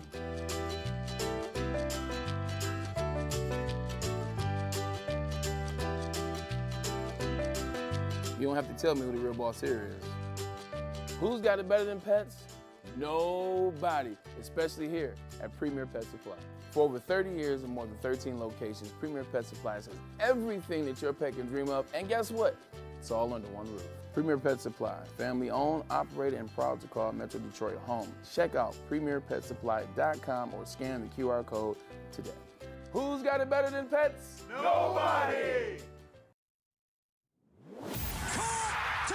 Thank you to the Detroit Lions and Sheila Ham for the best season in Lions history. Now it's time to let Brad Holmes cook. Woodward Sports. Give your pet the best. Premier Pet Supplies, hands down, Michigan's best pet store. It's where I get all of Holly's treats from. Same prices and all the conveniences of the online and big box retailers, with one major difference. They're family and locally owned for over 30 years. They got 60 brands of food with nutrition experts to help you. Same day, local curbside home delivery. Premier Pet Supply, give your pet the best. www.premierpetsupply.com. Holy shit. This is fun. I'm just looking at the awful list. All right, when I do my running back list, by the way, welcome back to Word Heavyweights. Smash that like button, be a friend, tell a friend. Same thing as do my quarterbacks. I'd separate them from the teams. I'm ranking the running backs, not the teams, not the run games, the running backs themselves. Yes. I'm looking at these lists, man. Jameer's still not getting that much respect. It's really pissing me off. But I wanted to ask you, Judas, because we don't usually have you in here. Are we crazy for calling Jahmyr Gibbs a top 5 guy in the game now? Ooh. I think it's definitely an argument that could be made. I think that it's difficult to make considering how much production that David Montgomery also has. At the same time, the talent is off the charts. Shouldn't that factor in more to Jahmyr Gibbs' fact that he has another guy there getting 1,000 yards? That is a good point. Yeah. That is a good point. And I would 100% say he is a top 3 talent in the running back position. Top 3 talent for sure. I would definitely say the argument is there for top 5. I think you need to see how he comes into this season in his second year to truly get the right scale for him to be able to put a top 5 rating on him. But the top 3 talent, 100% there. Okay. Yeah, all right. I just want to make sure we're not crazy. I mean, I know I'm not crazy. I'm need sticking to see the him guns do it again. regardless. Yeah. I mean, we have the pleasure of having a friendship with a guy named Herman Moore, who just happened to play with a guy named Barry Sanders. And it took us a couple weeks. I said it a few times to him. He's looking at me crazy. But as the season carried on, he stopped looking at you crazy. Stop looking at me crazy. Yeah. Started having the same conversations. But what do you think is if you're power ranking the NFC North in general in terms of these running backs? It got kind of hard for me, Spinny, because I didn't. Number 2, who did you put behind Jahmyr Gibbs? Aaron Jones? Yeah. Me too. Yeah. Right here. Okay, I thought you were gonna put what? You broke up with Jacobs? What's going on? No, You used to be a big Jacobs guy. I like They're Jacobs, cordial. but Aaron Jones, when he's healthy, he's a better player. I'm with You you. just can't stay healthy. That's what it is. Nick, you got excited in that one too. You got Aaron Jones second as well. I had Jones at 2. I was actually a little worried. I mean, all these backs are good backs. They really are. Except for DeAndre Swift. He's good He too. did well. He's I think he did good last year. So okay, that's actually where I think things he's the might worst get running interesting back for in me. his own room. So I'm safe to say the number 3 we all have Josh Jacobs in. I have Montgomery. You have Montgomery number 3 over Josh Jacobs? I'll put Jacobs over. I got Demont there as well. You have Demont over? Yep. Okay. You're the veteran of the show, so we'll let you go first, Nick. You have David Montgomery over Josh Jacobs. Yeah, Jacobs, I think the touches is getting up to him. 15 touches in his career worst, 3.5 yards per attempt on the ground. I think maybe that he got abused so much in his first few years in the NFL, maybe it's starting to catch up with him. I guess we'll see what happens this season. Yeah, Could you say the same for Montgomery, though? Yeah, but we saw him obviously produce way better. He does have that offensive line, which I do incorporate within it. Remember Jamal Williams broke Barry Sanders' record, that offensive line. Yeah. Demont did what we need him to do last year. Last year, yeah. That's why I got Demont at 3. I am slightly incorporating the line here. It's hard to judge Jacobs on that 3.5 number because that is so bad and obviously the worst of his career. But with all those touches, I mean, it does concern you. I don't know. I just think she said I think that Jacobs is a better player. No disrespect to David Montgomery. I love what he did for the Lions last year. He seems like a very cool guy. I love his demeanor and the way he plays. But yeah, Josh Jacobs was, he's bell cow for Las Vegas for his whole career basically. And last year he was going up against loaded boxes because they know that the quarterback couldn't throw the ball. He was going up against an offense that liked to run the ball in a rookie head coach. So the play calling wasn't, it went from Josh McDaniels to, I can't remember his name. Antonio Pierce. And I like Antonio Pierce as a coach for sure. Names. Look at me. Yeah, but I think there was a lot of factors that made Josh Jacobs have a poor season last year, especially the offensive line being very bad. And Jimmy Garoppolo and Aiden O'Connell is your quarterback. So you don't really, how many times did the Lions have their receivers on islands and the receivers win the battle, but the ball just never got to them? If they had a good quarterback, Devontae Adams would have went for 300 yards and 4 touchdowns in that game against the Lions. But I just think as a talent, Josh Jacobs is. If you put Josh Jacobs in the same situation as Dave Montgomery, I think he'd put up better numbers. I think the talent is higher for Jacobs, but I think that the tread is off the tires on Jacobs a little bit. I think that Jacobs is more of a Jahmyr Gibbs when it comes to how electric he runs, and he's more of a power back. But I think that Demont is more. The consistency has to mean something, and I think that I value that consistency, and I don't think as much treads off the tires for Demont. I think that there's a lot of load there still comparative to Josh Jacobs, where I think that the tread's coming off a little bit, and I think the regression is coming for Jacobs, where I think Demont will stay consistent as he's sharing the backfield with Gibbs, and will continue to eat as the 1B to Gibbs' 1A. Now that's a fair point. Saying that he's splitting time, keeping himself healthier because you have Jahmyr Gibbs. That makes sense. In terms of tread, I think Monty has just 200, even less than that, less than 200 snaps. Or attempts, I'm sorry, compared to Josh Jacobs. 200 less touches. Yeah, so I mean, tread's kind of equal. I mean, 200 actually is a lot. So it's like 1 year. So That's a long time with running backs. When you're talking about a career that usually only spans for like 3 years is a good running back expectancy these days. That 1 year is a big difference. So I actually think, and I thank God that we had Jahmyr Gibbs. I actually think Monty's going to have a little bit of that same effect, a little bit of the tread, wear and tear on him. I think obviously he'll still be valuable to us. Again, you're talking about an offensive line that helped lead Jamal Williams to a 1,000-yard season. I don't mean that in a disrespectful way, but like Monty's still going to continue to eat. Talent-wise, if we're all kind of agreeing that Josh Jacobs is there above Monty, and it's a tread on the tire thing, I'm still going to go Josh Jacobs just because I feel they're kind of even in that category. 1 year difference, like Spinney said, 200 less than 200, I believe it even is. I think it's 1,134 for Monty and 1,305 for Jacobs. I got Jacobs third personally. Number 4, I'm curious. You guys listed so much different from mine, Nick. Who you have at number 4? No, I got Jacobs. Jacobs had 340 carries in 2022. When he led the league? He ran for 1,653 yards. No shit, you led the league that year. That's crazy. Yeah, 340 carries is insane. That is a fuck ton The most of carries. Monty's had in his career is 247, and he had 1,070 yards. And the Packers paid him, what, $12 million a year or something like that? Yes. I believe it was 11. I want to say 11. It's crazy. Monty's been over 1,000 yards twice in his career rushing. Shout out Chef, though. He says that Jacobs has Jahmyr 3. Gibbs should be called the electrician because he's electric. Are you new here? Yeah, muted. He's grounded. Yeah. You're grounded. Boo this man. Bro thinks he's right now. bro thinks he's just. Oh god damn it! All right. Hey. All right. So number 4, I had Blowing it, kid. Oh man, people are gonna like. I have number 4. I had Swift. Over Monty. You had Monty 5? I had Monty 5. Lock him up. I'm not mad at. Is this guy's mic still on? He just tried to call Jahmyr Gibbs the electrician like it was the first time ever. That was a November thing. You're late. God damn it. Say it. You're grounded. You got him in trouble, Chef. Don't listen to Chef. No, I'm not mad at Monty making the leap over. I guess I took it in the vacuum and I thought who was more skillful.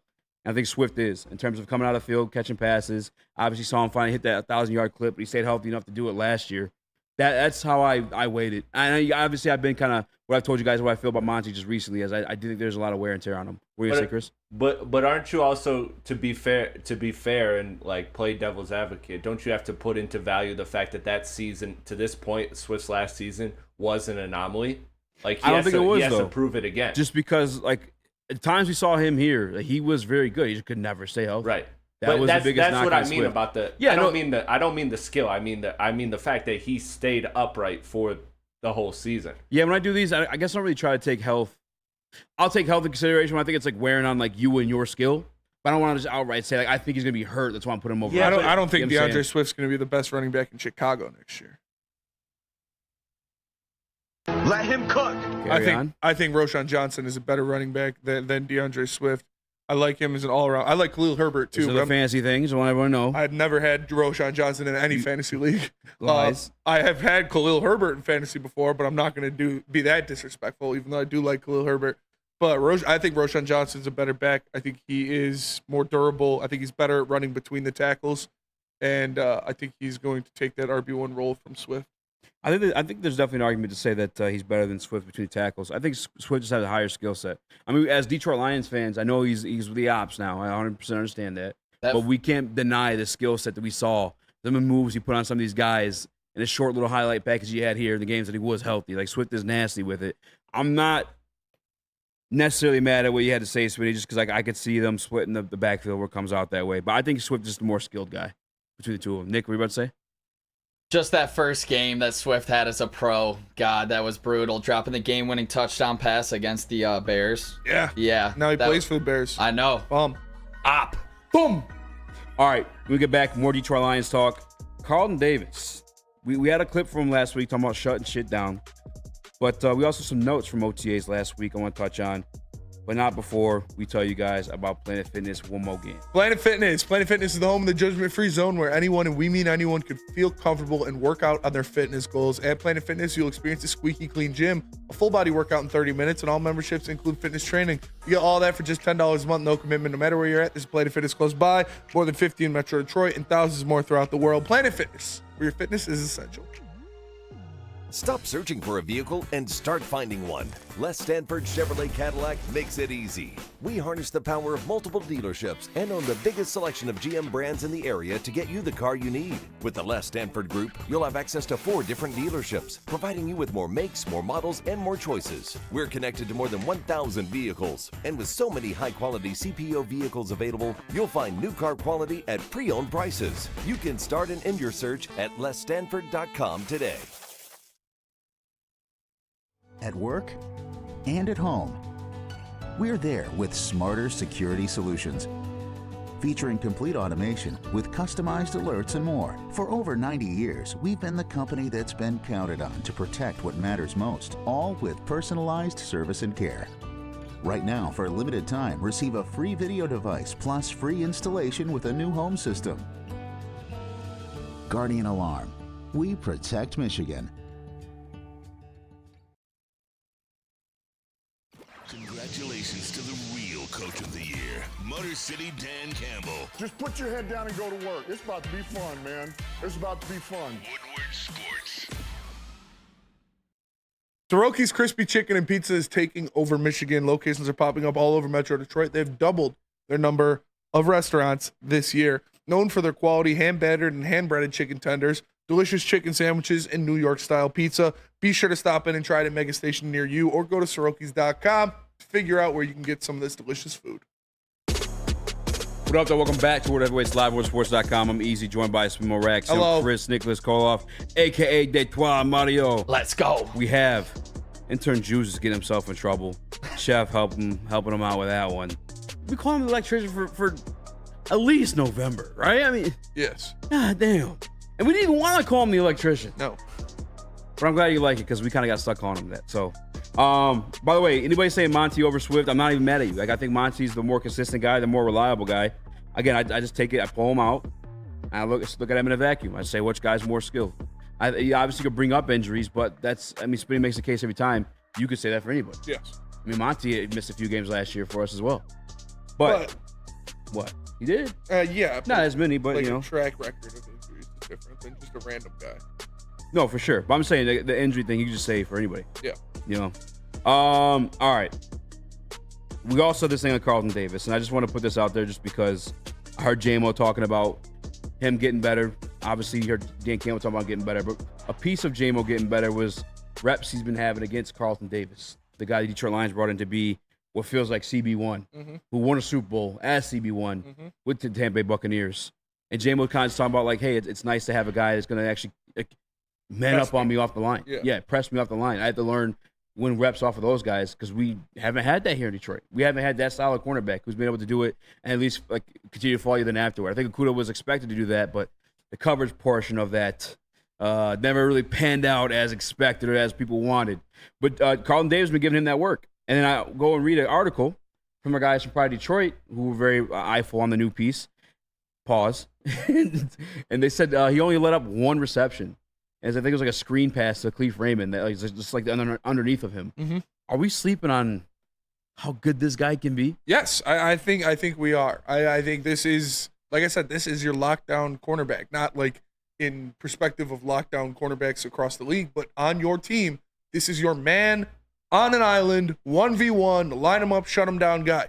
We haven't had that since Darius Slay. The Lions have not had a player like that since Darius Slay, and it's a friendly, sigh of relief to have a guy out there that you can trust to put on an island, especially in a Aaron Glenn defense that loves to go one-on-one on the outside, loves to play man press coverage and blitz people off the back end. So I think he is going to be a big breath of fresh air for this defense. I think he's going to be a guy that will help them, that will help not only who I talked about being the lead leaguer in interceptions in Kirby Joseph, but the defensive pass rush, getting to the quarterback more, because you don't have guys just immediately getting beat off the line of scrimmage and then playing catch-up. Carlton Davis is going to be a guy that can stay in front of receivers for that extra half second for Hutchinson to turn some of those 100 pressures into sacks. Nick? The thing to me about Carlton Davis is Brad Holmes, obviously the cornerback snob, gave up a third rounder to go get this guy. We needed to address the CB1 position, and that's what we all expect Carlton Davis to be, is that cornerback one. Now, the thing that worries me about Carlton Davis specifically is in the last 3 seasons, he's missed a total of 16 games. So can those rookies come on and fill in maybe a spot here, spot there later in the season if he does get banged up for a couple, because he's been known to do that the last few seasons. But when he's on the field, I definitely think he's going to be cornerback one and completely help this secondary be transformed into a top defense that we hope to be, or top 15. Yeah, the part with me, and I posted it on my Twitter or X or whatever you guys call it these days, and I posted the clip literally because he's now in our division. We have to see him 2 times a year. Keenan Allen. I don't know if he's going to re-sign the Chicago. It's still fucking crazy to have him, Adunze, and DJ Moore. We'll see how that thing pans out over there. But I think we stepped up to the plate, though, and are ready for the challenge. I mean, we talked about it beforehand, too, but we have the Meek, who's going to be our speedier guy. They can stick with a guy like DJ Moore. But specifically, Keenan Allen versus Carlton Davis, I had those reps. I watched those reps, and I posted them on my Twitter. Carlton Davis held his own. Mm-hmm. And he is great against these bigger body guys. One of the best route runners in the hell yeah! Keenan Allen. Yes. Yes. Absolutely. And Carlton Davis, like, he can step up to that degree. To that degree, so much so that he won the Super Bowl. And as much as Tom Brady and that offense was great, that defense was really fucking good, too. Yeah. The Tampa Bay defense on that run. Like, Carlton Davis can step up and hold his own in that role. And I think I guess why it's perfect for us, the way everything's panned out, I should say, is that the fact that they went ahead and they grabbed Taron on, they went ahead and they grabbed Ennis Rakestraw. You still have fucking Emmanuel Mosley, which I get the injuries. I totally understand the injuries. But don't forget, that was a starting cornerback on one of the best defenses in the league when they made it to that conference championship that year, and Emmanuel Mosley. You still have him. Like,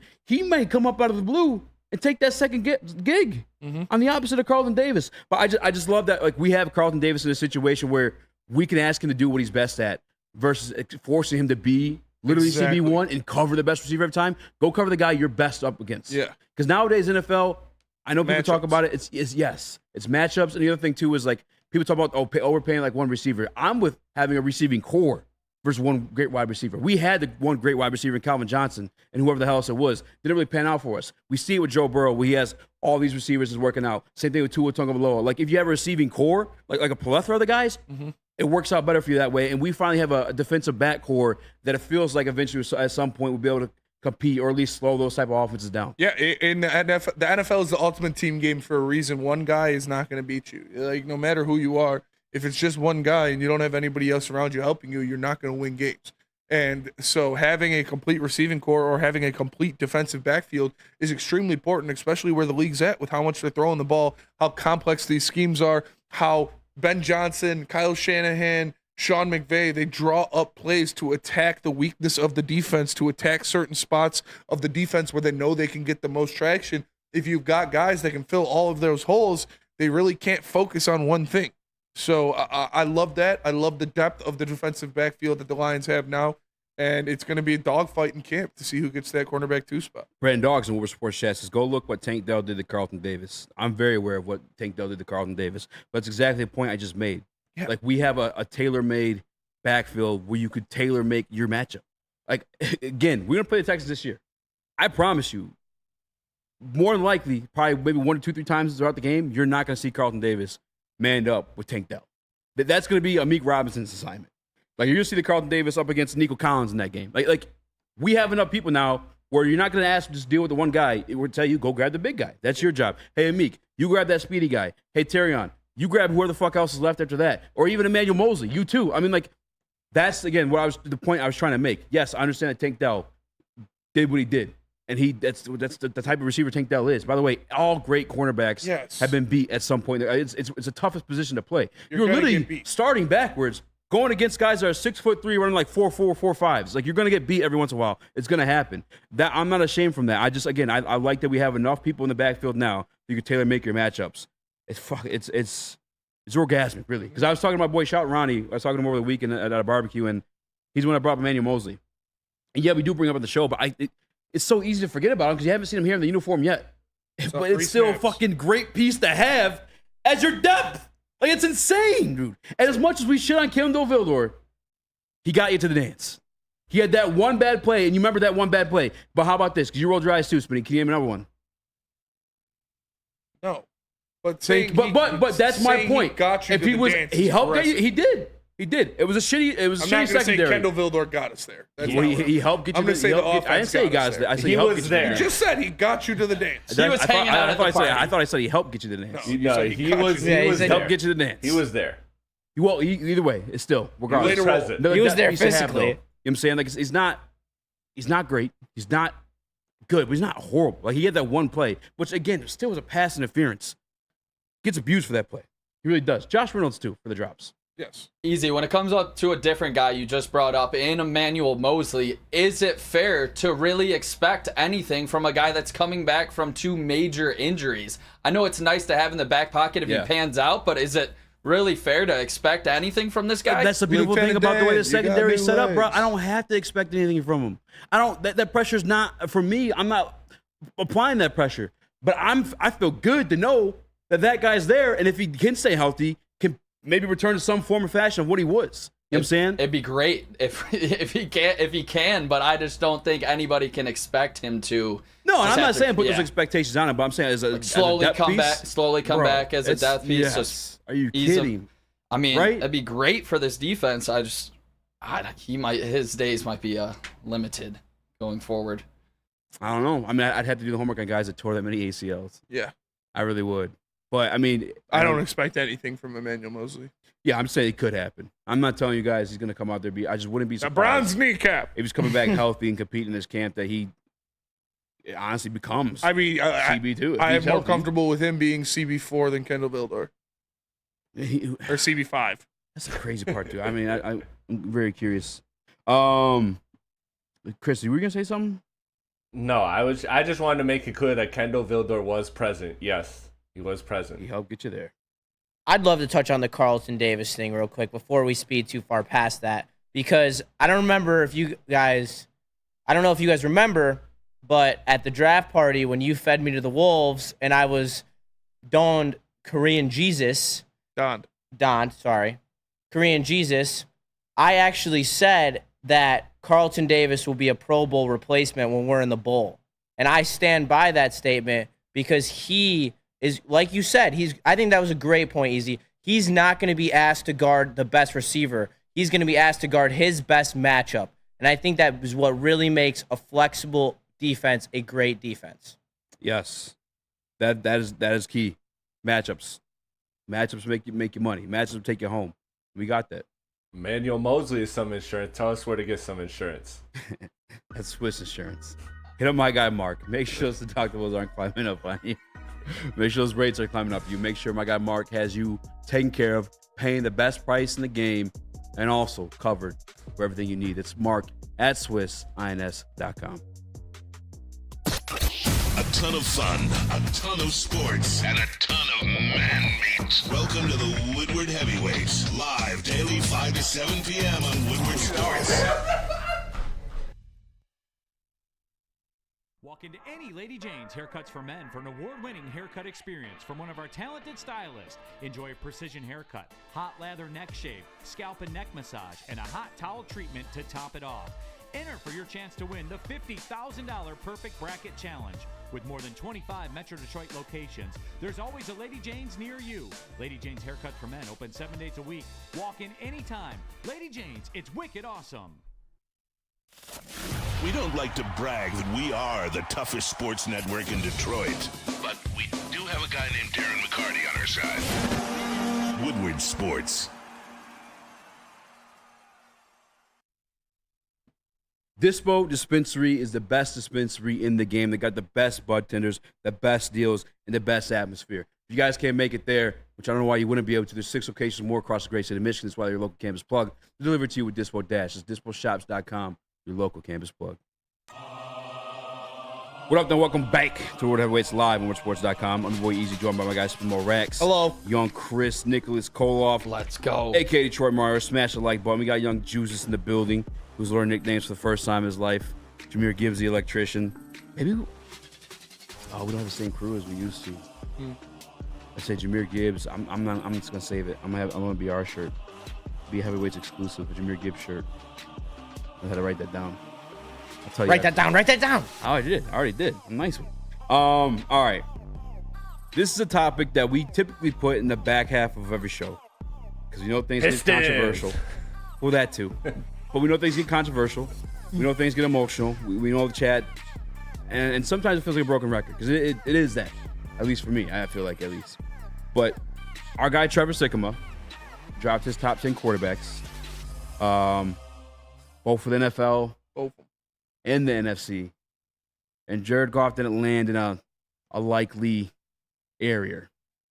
I think amongst the NFL, this one out it was kind of crazy. I'll agree to that. I think it was 16 when he did the entire NFL. Yikes. JG fell to 16, and let me pull it up and double check on that one. Yeah, how you feeling about that one, Spinny? Did you get writing credits, Easy? Do we have the list? No. It's from last week. I'm sure Chris and Paul. I'll get it to Chris. Yeah, I'll find it. I'm looking already. Yeah, no, I don't think he's 16. I couldn't name you 15 quarterbacks better than Jared Goff. And I know he's probably gonna have Baker and Tua ahead of him. Actually, no. He has Baker 19. Has he got the rookies up there? Has he already got Caleb Williams in front of Jared Goff? Oh my God! Yeah, he is 16. You want me to give you the 5 guys ahead of him? I want to see the list. I'm looking. Well, we only have the top 10 as a graphic, but I don't think there's a whole All right, let's hear the 5 guys ahead. Too. The 5 guys ahead of him. So starting at 15, I'm already gonna just move Goff up above this guy. I really don't get the hype around this guy. No, Kirk Cousins. Oh.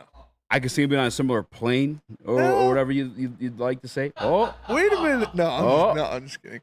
Kirk's my guy, but no, I'm taking Goff over Kirk. Jesus, I know you're not a big JG guy. You got Kirk Cousins over him?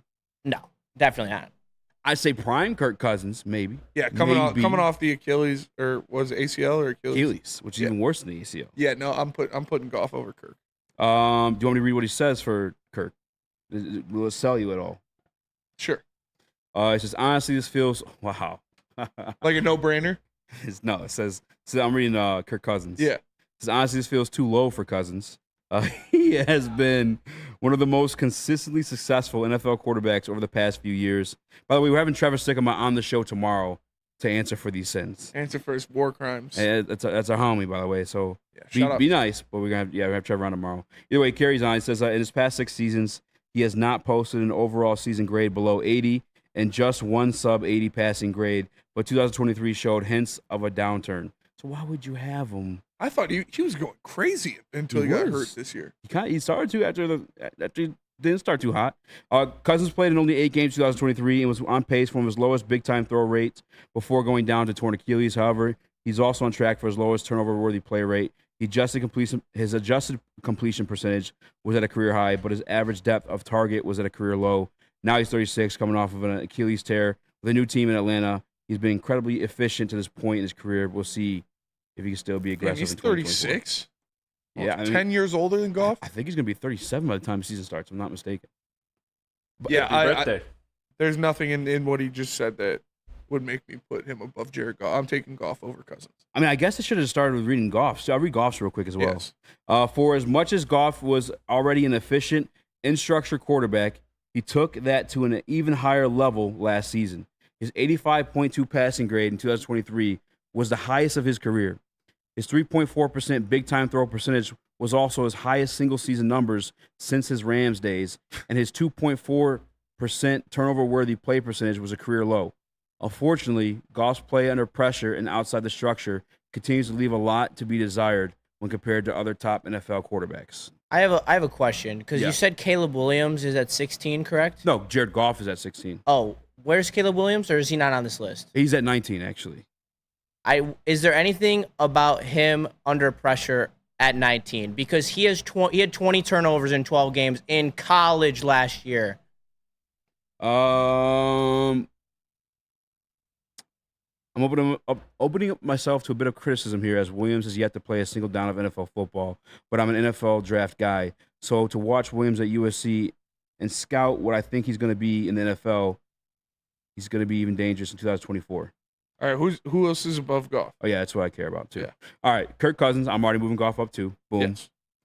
Yes. 14, Tua Tagovailoa, which Spenny's spot on. Which, if we're bringing up the numbers, if you want to play the number game, Tua's right there with JG. Yeah, but he's got Tyreek Hill and Jalen Waddle. He's got the best. He's like, come on, man. What has he done? He chokes in the playoffs every year.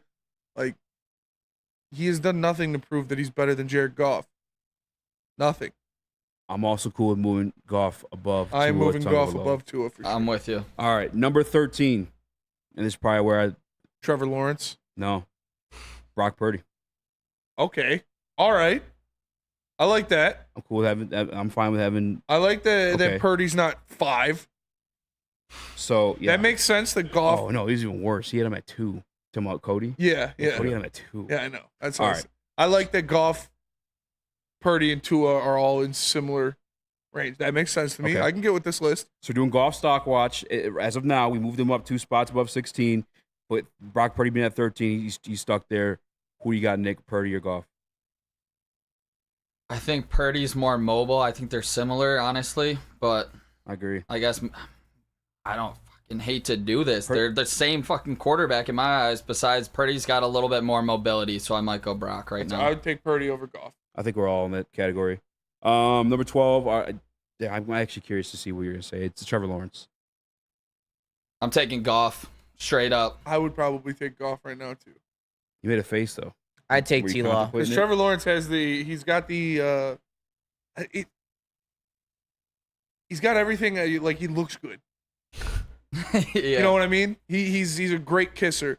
No, he's got the arm, he's got the athleticism, he's got the body type, but he sucks. Like, I don't understand. suck. I don't understand it. He's got everything you would want a quarterback to have, but he can't play football. There's so much context to it though. Like the injuries were a huge part of what happened to him last season. Yeah. The year prior, you put his Was it numbers the braids? right next to Goff's. They were very similar. I mean, I could do Yeah, that but for 23. Goff has been to a Super Bowl and an NFC Championship game. So if you're giving me two guys who produce the same amount, but one has gone further in the playoffs, I'm taking that. Well, that's a team thing, right? I mean, this kid, obviously, his first year, his rookie year, he had freaking Urban Meyer as head coach. Yeah, The that's a second team year, thing. he went to the playoffs, won a playoff game in just the second year. Numbers actually very comparable to Goff. You can pull them if you want to. He's I'll gifted maybe do a it playoff after game. break. And then last year, I believe, was a lot of the injuries. I mean, he choked there in the last season too, or the last game of the season. I don't They had want a chance to win it. I just can't keep making excuses for the guy. I'm putting Goff over Lawrence. All right. I could see Trevor having like a big He's got it type on year, paper. but he's got a deal. Yeah, He's got the talent. He's got it on paper. But I need to see him be elite before I consider him elite. Did you see it? You saw it in 23? Did I see him be elite? No, he was not elite. Pretty fucking Same. good in 23. What were his 22. stats? 22 you're thinking of? 25. Yes, 22. 25 and 8. Because you said he was right there with Goff, so if you consider that Yeah, elite, so then all right, so Nick, consider if you want Goff to pull elite. up Goff's 22 stats, and I'll pull up Lawrence's. And then, because I got Lawrence's. Goff 29 and 7 when it comes to touchdown to pick ratio. Yeah. Trevor 25 to 8 38 yards, 29. So Goff was 29 and 7, right? You said to 25 and 8. Trevor Lawrence. Yep, 25 games. And I'm pretty sure Lawrence missed a game that year. I could be wrong on that one. The thing, too, with Trevor is that you were expecting him to take a step up, not have regression this season. But that's the thing I like to. I mean, but it was because of injuries. I'm with. Yeah, that's to say it falls on total deaf ears. I get people don't like the context of like what actually happens when you look at these numbers, but the kid was injured all year, all through injuries the entire season. I personally would probably still keep Lawrence right there, but I'm also not mad if putting Goff over him to this point. I take Goff. All right, so then let's see. At that point, we'll move Goff 13, Purdy 12. Yeah. All right, number 11. Don't do it. This is Derek Carr. It's Jordan effing Love. It's Jordan Love. That's crazy. Yeah, Jordan Love, number 11. I'm putting Goff and Purdy over Jordan Love. Do not think that's crazy at all. But he says Love let it rip in 2023. He was top 10 quarterback in total passing yards, top 5 quarterback in big-time throws, top 2 quarterback in passing touchdowns. But even more impressive than the raw season numbers was the context of the second half of the year. From week 8 on, Love earned an elite 90.4 passing grade with 27 big-time throws and just 10 turnover-worthy plays. His play was elite down the stretch and into the playoffs. He struggled with accuracy and consistent ball placement in the first half of the season, but was on fire in the second half. If how Love ended the year was closer to what we can expect from moving forward, he will extend the list very quickly. You guys are kind of where I stand with that one. Yeah, you know where I stand. Yeah. Could he be better? Yeah, possibly. But I need to see him do it again. CJ Stroud at number 10. And at this point, we have a graph. I don't know if you have it or not, Chris. Yeah, I got it. What the fuck, dude? Hey, we're talking to Trevor tomorrow, too, guys. So, and whatever questions you have about the list, here's the top 10. Make sure you're following us on Twitter to send them. Aaron Rodgers at 8. Oh, my God. What is it, the Braves? My biggest beef in this entire list, you want me to be Dak honest with at you? 6? Yeah, Dak at 6. Criminal. Come on, man. But you don't want to play with me no Dak more? And Goff, Okay. or, I mean, switch Dak and Stroud. I'm good. I have a question. I have a question, though, real quick. Do you have Justin Herbert over Goff? Do I have Justin Herbert over Goff? Yes. So he's a guy without any playoff wins, I should say. Matter of fact, the one playoff game he had, he lost to Trevor Lawrence. Yeah. Now, how come Dysfunctional he gets coach. the nod over Lawrence? Because Lawrence was in a much better situation. Was he? Yes. Fucking He had a Keenan better Allen coaching staff, a better defense, and a better running game. last year. Yeah. That's fair. And I think Justin Herbert has put up better numbers.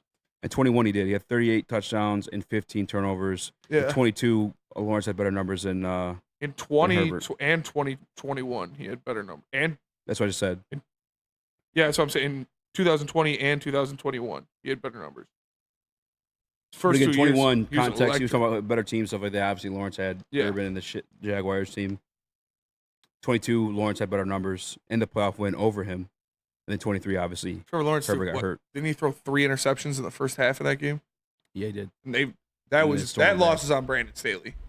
I've said this before with these two quarterbacks. Like, they do have to kind of prove it. They've kind of been put on this pedestal, Trevor Lawrence and Justin Herbert, with the arm talent. You hear about the mobility. I think it's time for those two specifically to kind of put it all together if they want to be regarded as top 10 guys in this league. I agree. This is a huge year for both of them. Are you dropping anybody in that top 10 list below Goff and Purdy? Dak. I do think Dak's overrated. Yeah, I definitely should extremely. be 6. He shouldn't be 6, but I don't know if I put him below Goff. And Rodgers, right? Wasn't Rodgers in the top 10?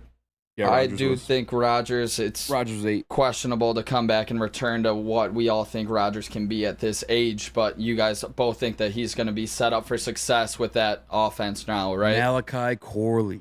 You got Williams, and then obviously you got Garrett Wilson. And Brees Hall, and much better offensive line. You also got to question Stafford too. You know, I mean, we've had that discussion. I got Stafford at these points. No, not at all. No, I got I'm not Stafford. questioning Just next season.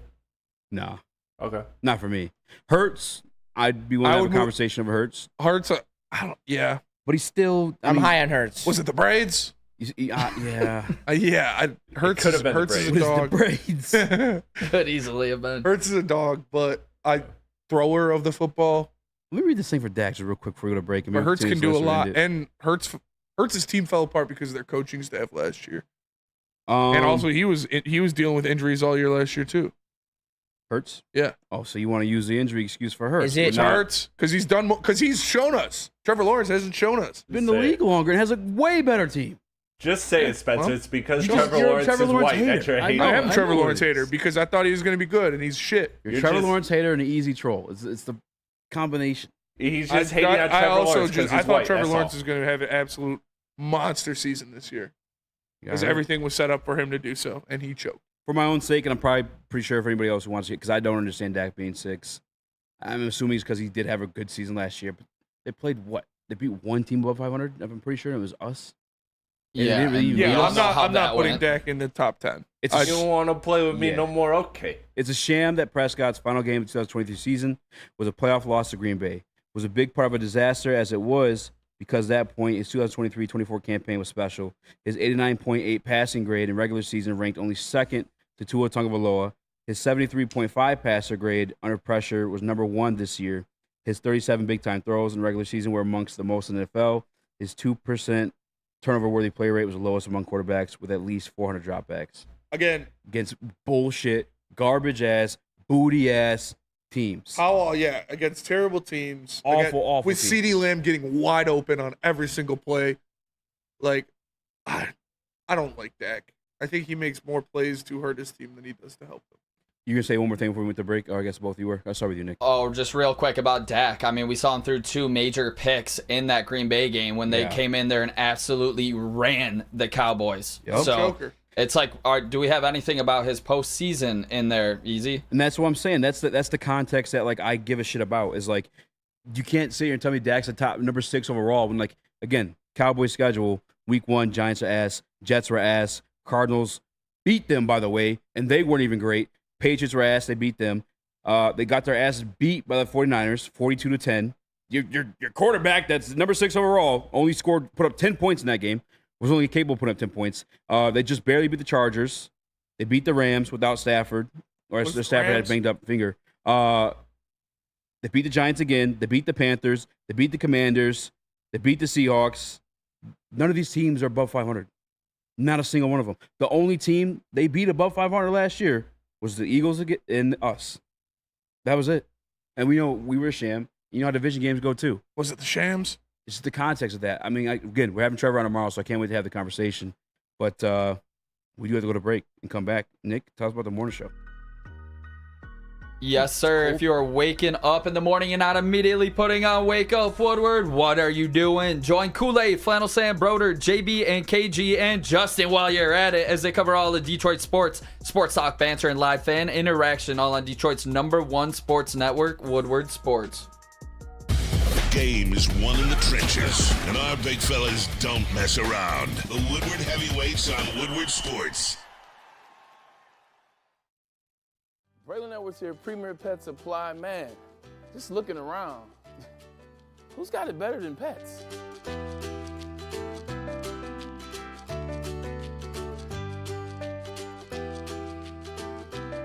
Come on, a baby stroller for Coda?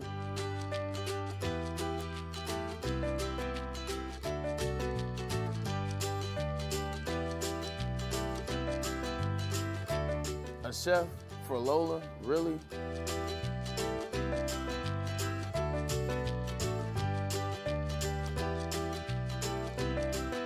You don't have to tell me who the real boss here is. Who's got it better than pets? Nobody, especially here at Premier Pet Supply. For over 30 years and more than 13 locations, Premier Pet Supply has everything that your pet can dream of, and guess what? It's all under one roof. Premier Pet Supply, family owned, operated, and proud to call Metro Detroit home. Check out premierpetsupply.com or scan the QR code today. Who's got it better than pets? Nobody! Happens when you run a great business for over 50 years. You expand and offer more products to more people. That's exactly what Les Stanford did by adding Les Stanford Buick GMC. The same great service to customers have come to know and trust. I'm over at Avenue, just south of 9 Mile. Check out Les Stanford in Dearborn today and find the brands you want at LesStanford.com. Les Stanford together. That's right. What up, though? Welcome back to Woodward Heavyweights live on sports.com. I'm Easy, joined by Spimo Rax, Hello. Chris, Nicholas Kohloff. Let's go. AKA Detroit Mario. We got Jesus in the building who promised a hot take when we return from commercial break. Jesus. Well, I'd like to this by you, and I am notorious at having a little bit of an opinion on Lamar Jackson. Yeah. And Oh, man. I would like to throw this one out there. I believe wholeheartedly that Jalen Hurts should be above Josh Allen and Lamar Jackson. What? Why? Based on what? Yeah, that's Give me one piece of evidence that would suggest. Based on he's been to a Super Bowl, and there's one. Based on the fact he's a better. So should Jared Goff be ahead of Josh Allen and Lamar Jackson as well? No. Where should Jimmy But he's been to a Super Bowl. But Jalen Hurts also has less turnovers in big games. I don't have the stat on that. I'm going off the eye test. I have watched every game, and I know that in a do or die playoff game, I would rather have Jalen Hurts over either of those guys. If you watch the Chiefs game last year, Lamar does not make winning throws. There he had guys open in the short field, and he chose to go long. Specifically, there is the triple coverage interception in the fourth quarter. For Josh Allen, he is rampant with the football. He have 2.5 turnovers per game at the back end of last year. That's ridiculous for a top 5 quarterback He in the also NFL. had 15 rushing touchdowns, and they don't do the tush push. Josh Allen is one of the biggest offensive weapons in the NFL. He can make a couple turnovers a game because the reason they're in games at all is because that is a ridiculously stupid statement. I'm sorry, but that is just not true. I do not agree with that at all. I think Jalen Hurts is benefited from the team around him, and Josh Allen is the team. I think Jalen Hurts has benefited from having all those wide receivers, and Lamar Jackson doesn't have wide receivers. If you put Lamar Jackson or Josh Allen on a team with arguably the best offensive line in football, 2 number 1 receivers, and the guys that Jalen Hurts have had calling plays for him the past 4 years, both of them are throwing for 50 touchdowns. Well, Lamar Jackson might not, but Josh Allen's throwing for 50 touchdowns, and both of them would win the MVP if they were on that Eagles offense. Can I ask you if that's like the statement you're making in big-time games? Jalen Hurts has just as good of a team as the Ravens, I'd say. At least I'd like to think. What happened to the Buccaneers? Like, he was awful in that game. Well, I think their team already had imploded. Their team already had imploded. They had locker room issues out the wazoo. I just believe that in a playoff game, even terms, I'd take Jalen Hurts over both of them. And that's even terms? Yeah. If they had the same team, equal teams. But this guy needs the tush. Like, the tush push is part of his thing. If the equal, you know what I'm saying, put him off the Eagles. I don't know if he's a tush push. Yeah, what? Come on, man. Hey, seriously? I like Jalen Hurts. I was originally a hater, but I was taken to what I see as the light, in that Jalen Hurts is at least top 5 quarterback in the NFL. I mean, that has to be true, though. If I'm saying he's better than Josh Allen and Lamar, he has to be. I mean, just saying it again is ridiculous. Like, we are doubling down. I am doubling down. I believe so. That is insane to me. I don't agree. I think the winning football player is Jalen Hurts out of the 3. You think Jalen Hurts would be able to do what Josh Allen has done for Buffalo without a running game and with a subpar offensive line and 1 wide receiver? Because that's what Josh Allen's worked with. I would say yes, because the Eagles haven't had some great running back in their room. Okay, did DeAndre Swift? They had the best offensive line in football for 3 years. They did. They had the best offensive line in football. Devontae Smith. But their running backs have always been subpar, and their running game has never been truly transcendent until Jalen Hurts got there and was giving them that threat. I don't necessarily agree. They won a Super Bowl like 2 years before that. Yeah. Yeah. Who do they have as the running back? LeGarrette Blount was their Super Bowl running back, but he left the year after. There's a few of them. They're a stable. They had a trio of Gainwell. Not DeMarco Murray. That's way old. Yeah. But either way, the receivers also help too. Like the Tua Tagovailoa conversation. Like, I will say, if you gave Josh Allen, A.J. Brown, and Devontae Smith, it would be more of an argument for me. I would let up on Josh Allen way quicker than I would let up on Lamar Jackson. And that's fair. I will not. I would arguably maybe come back on Josh Allen, but I will not come back on Lamar Jackson until I see. Yep, because I will constantly see him lose in the playoffs, and he's beatable. He's beatable. He's way more beatable than Jalen Hurts. And I don't think it's as so as it is for. And like I said, Lamar. if you put them on even ground, I'm taking Lamar. Yeah, I mean that's the thing too. Like Lamar fell short the second half. I mean, Who's Lamar's best receiver in his career? Fell short for him as well too. But yeah, if you give Lamar those receivers, same conversation, Josh Allen. I think Josh Allen obviously would be better if he had those receivers. I think he is better now, but he's better without him. Like obviously the contrast would be different if Jalen Hurts was on the Bills and vice versa. Lamar, the same kind of could be said there too. As me said as well, like his best receiver last year was a rookie, Zay Flowers. That's his best receiver of his career. I'm pretty sure. What about Mark Andrews? I don't have the score specifically, but I'm pretty sure he had a game-tying touchdown that Zay Flowers fumbled at the 1 yard line. Yes, in that game. That is true. You but you would have been giving Mahomes back the ball. But again though, Lamar though, that's Zay Flowers, rookie, his best receiver, probably the best receiver he's had. Now you give him AJ Brown, Devontae Smith. It looks different, you know. It looks different. I don't see it. Unfortunately, I don't see the collection in the pocket. I don't see the cool. I don't see the decision making. Did you watch making. him play the Lions this year? Yeah, that's the only time I really saw him transcend he looked pretty a defense. damn fucking cool in the pocket against the Lions. Disgusting work. I have nightmares. I have nightmares too. Trust me. But look, when the push comes to shove, Jalen Hurts breaking up with you. That's what you got nightmares of. Push come to shove, I don't trust Lamar to win me a playoff game if I'm an NFL GM. Well, if you put Lamar Jackson on the Eagles, I trust him more than I trust Jalen Hurts to win me a playoff game. And I'd say there's a fair argument for it, but I think that Jalen Hurts is better. I mean, it's my opinion. No, that's fair. The Lamar one's not as crazy as the Josh Allen one, and I think you backed yourself down to Josh Allen a little bit just now, which is fair. Lamar, I think obviously there's a conversation to have. They do resemble each other play wise. I do think Hurts is better. It's hard to think about Josh Allen with the two elite receivers because his arm talent alone would be able to just make that offense a dynamic. He's the best dual threat quarterback in the attack. history of the NFL. Josh Allen is the best dual threat quarterback in the history of the NFL. Whoa. We have never seen a quarterback have that type of arm and be that dynamic of a runner ever. Steve Young is nowhere near the type of athlete and runner that Josh Allen is. Not even fucking close. Not even close. Steve Young homework. Not even fucking close is Steve Young the same type of athlete or runner that Josh Allen is. You got to do some Steve Young homework. We'll come back with the numbers, but not before we tell us about the merch.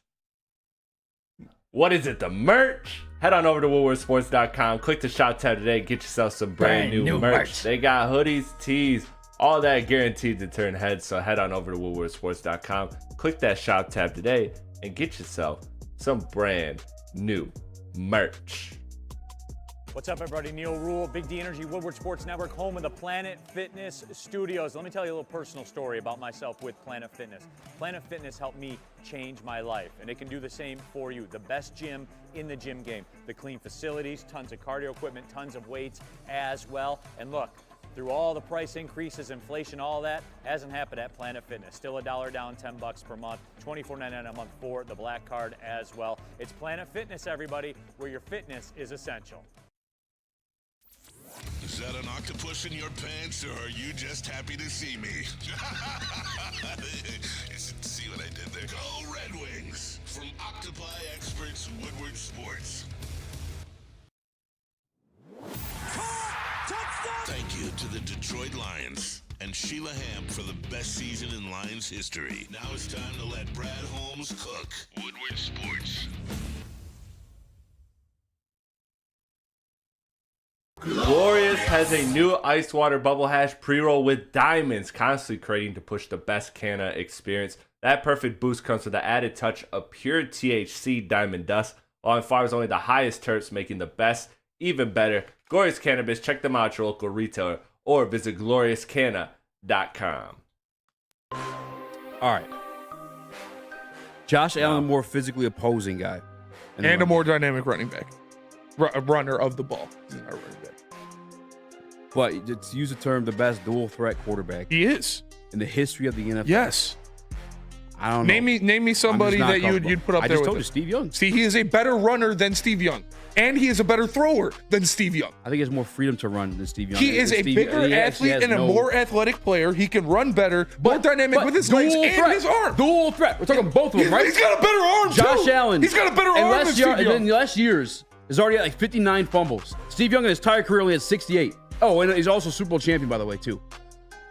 So that's what. Smitty, brother. No, you can't. Steve Young is not a better player than Josh Allen. That's not true. So just because you win a Super Bowl mean you're better than somebody who doesn't? I mean, I'm pretty so sure Trevor, multiple Super Nick Bowls, Foles is better than Dan Marino. I think Steve Young won multiple Super Bowls. If I'm not mistaken. Yeah, because he was on the 40 fucking Niners. You put Josh Allen on that 49ers team, and he's setting records and winning the Super Bowl every year. That was one of the greatest teams ever assembled. He's throwing the ball to Jerry fucking Rice. I think he has 3 rings, but I think he only played in 2. No, actually, only played in the 1. But he has 3 rings. So he won 1 himself. He's sitting behind Joe Montana. Oh, my God. You want to hear the numbers in this Super Bowl win? 325 yards, 6 touchdowns, 0 interceptions, 49 yards rushing. 1994. That's insane. Yeah. Because he's going like this and throwing it up to Jerry Rice. Stop discrediting Steve Young. Steve Young was cold. I know it's you think Steve Young's a better quarterback than Josh Allen? I think, yeah, you say dual threat. Yes, he took care of the ball better. Josh Allen's a dog. I've never denied that. But you also can't deny the amount of times he turns the ball over. He does turn the ball over. I cannot argue Steve that. Young didn't do that. And that's not a... And again, Steve Young was way more insulated than Josh Allen. All right, so I'm saying if you put Josh Allen in that offense, he's putting up better numbers than Steve Young. But even without the insulation, like the turnovers are still a thing. But that's not always on your insulation, your turnovers. Sometimes it's making some... No, he's definitely more. He's definitely more of a cowboy. He's more turnover prone for sure. But he has a stronger arm. He is a better athlete, and he is a better runner. Brandon Dogs. I don't agree with this one, but he says Cam got an MVP and a Super Bowl berth. Cam? Do you think Cam's better than Josh Allen? I'm telling you, Brandon Dogs. Brandon Dogs has been trolling all show. I don't care about Brandon Dogs. I don't think he's trolling. I think he's being serious. Do you think Cam Newton is better than Josh Allen? No, I take Josh Allen all day. Steve Young, though, I think you'd say is the better dual threat quarterback. Have you watched Steve Young play a game? Yes, I have. Have you watched? I don't believe you've watched Steve Young play a game. I think you're misinformed. I could say that Josh Allen's a better runner, and yes, he's a bigger body guy, a much better athlete, and has a much stronger arm. Dual threat. So he has a better arm. He's a better athlete, and he's a better runner, but he's not a better dual threat quarterback. Steve Young's a better dual threat quarterback. Yes, to this point, yeah. How does that equate? He has a better arm. He took care of the ball and won games, but including a Super Bowl where we just said he had 325 yards and 6 touchdowns. So quarterback stats, you're factoring in. Or quarterback wins, you're factoring in. Brother, so who's the better dual threat quarterback? I just gave you a Super Bowl game with 325 yards. Yes. 6 touchdowns. Yes. And what else did you just say? That Josh Allen has a better arm, he's a better athlete, turnovers, and a better runner. So that makes him the better dual threat. Let's do some math. If he runs better and he throws better, then he's a better dual threat. So when Steve Young start 1991? If you're factoring quarterback stat or quarterback wins into it and the team success, which you never do except for in this argument. You want to talk about being more insulated, and I don't know the context of 91, but 5-5 was their record with Steve Young starting that year. 10 games started, 11 games played. Well, it sounds like maybe Montana went down or whatever in that situation. The following year, 14-2, 10-6, 13-3. I don't know. I mean, it's like, listen, I wasn't even born in 1991, but I damn know who Steve Young is. Steve Young is out cold. You were born in 1980. So you haven't watched it. Like, we didn't watch him play. We weren't able to watch it. You can go back and watch it for sure. Yes. And again, there's the football lives. There's all that. If you put Josh Allen on that team, he is producing more than Steve Young. And when you said what you just agreed to is that he has a better arm, he is a better athlete, and is a better runner. So that makes him the better dual threat. Like, if you're saying that doesn't, I don't understand. 1994, 35 touchdowns and only 10 interceptions. That's your boy Steve Young. Yeah, how many touchdown catches did Jerry fucking Rice have? Pull it up. You have a computer? Jerry Rice in 1994. You're being mad disrespectful to him right now. I'm not. He's up there, but Josh Allen, like I said, If he could throw the ball better and he can run better, then he's a better dual threat. That's what it means. Jerry had 13 of those. Spread the ball around. That's pretty damn good. I'm telling you, dog. I'm telling you. God damn. I woke up to Jerry's Steve Young. Stat list is fucking insane. 2020. I think it's 2020. I was watching a Football Life, and I'm watching his highlights. I'm like, what the fuck? Nobody ever talks about Steve Young. He was out fucking cold. And obviously, it's like one of those situations like I'm not being disrespectful. I don't care what anybody has to say about it. The numbers speak for itself. I don't watch the tape as the average. He had more success as a quarterback by winning Super Bowls because of the insulation around him, because of the teams he was it's on. Beyond the insulation. When he has MVPs, and the numbers prove it. So the 49ers teams are equatable to the Bills teams that Josh Allen is on? I don't think those are equatable at all. Steve Young, you're disrespecting how good he was. I think you're disrespecting Josh Allen as an athlete. I am not disrespecting Josh Allen as an athlete. I told you he's a better runner of the football, but throwing the football, keeping the ball clean, keeping turnovers down, Steve Young was better at it, and he helped him win games. So much so, he got himself a Super Bowl ring. Yeah, with one of the best teams ever assembled in football. Who else on the team? I don't know, but I know it's historically one of the best teams in the history of football. You can't say that. Yeah, Jerry Rice. Yes, I can. Yes, I can. I can say that because that is historically one of the great. You don't think that's true? You don't think that 49ers regime was one of the best stretches in football has ever seen? 1994 49ers. Those 49ers teams were insane, and I wasn't alive, so I can't tell you all of these teams. But that is common football knowledge that those Jerry Rice, Joe Montana, Steve Ricky Young Waters. 49ers teams were insane. Ricky Waters, you want to pull up his numbers just so we have some context? No, I want to leave because I got to get to the gym. I want to leave because I'm losing this argument right now. No, you said that he's a better Ricky runner, Waters, a better athlete, Brent and a better Jones. thrower. That makes you a better dual threat. I think Steve Young's the better. Yeah, thank you. Hey guys. Pack show tomorrow. Now taking the easy L. factors, quarterback wins into what makes you a better Brother, I quarterback. told you multiple things more than the quarterback wins. I told you he keeps the ball clean. That's one thing. He gets equal amount of stats, keeps the ball clean. Can you tell me Ricky Waters was? You know what kind of career he had? You're talking about this insulated team. So you don't think those 49ers teams were good? Is that what you're saying? No, they're good, but they're not to the point where you try and discredit Steve Young and what he did. I think it helps a lot when you have a fantastic Super Bowl roster around you that Josh Allen has never had. I think tonight, watch some highlights. Okay, I'll put on Steve Young highlights and then watch Josh Allen highlights, and I guarantee Josh Allen highlights are far more impressive. Okay, but who turns the ball over more? That's all you have. That's it. When we talk about winning games, Detroit Lions games, even in the losing season, what helped win games, Chris? I want to go home. What helped win those games, Chris? What? What helped the Lions win those games? What was one thing they had in common? Every single game they had, every win they had. Forcing 22. turnovers. They did it? Turnovers. Yeah. Steve Young don't turn the ball nearly as much. That helps you win games. It's helping you contribute to winning more games. That's when it comes to the playoffs. I'm just saying Josh Allen is a better dual threat quarterback. You got to clean it up a little bit. And we'll get there. He's definitely more turnover prone for sure. But he makes up for that with hurts. how much better of an athlete, arm talent, and runner that he is. You got to catch up Steve Young. We love you guys. Smash that like button. Make sure you comment on the show after. Let us know you got better as a dual threat quarterback, Steve Young. Oh, got one. Okay, what you got? Trevor Sycamo tomorrow. Packed show for you guys. Oh, yes, sir. Appreciate y'all tapping in. Smash that like button. We'll see you guys tomorrow. Peace.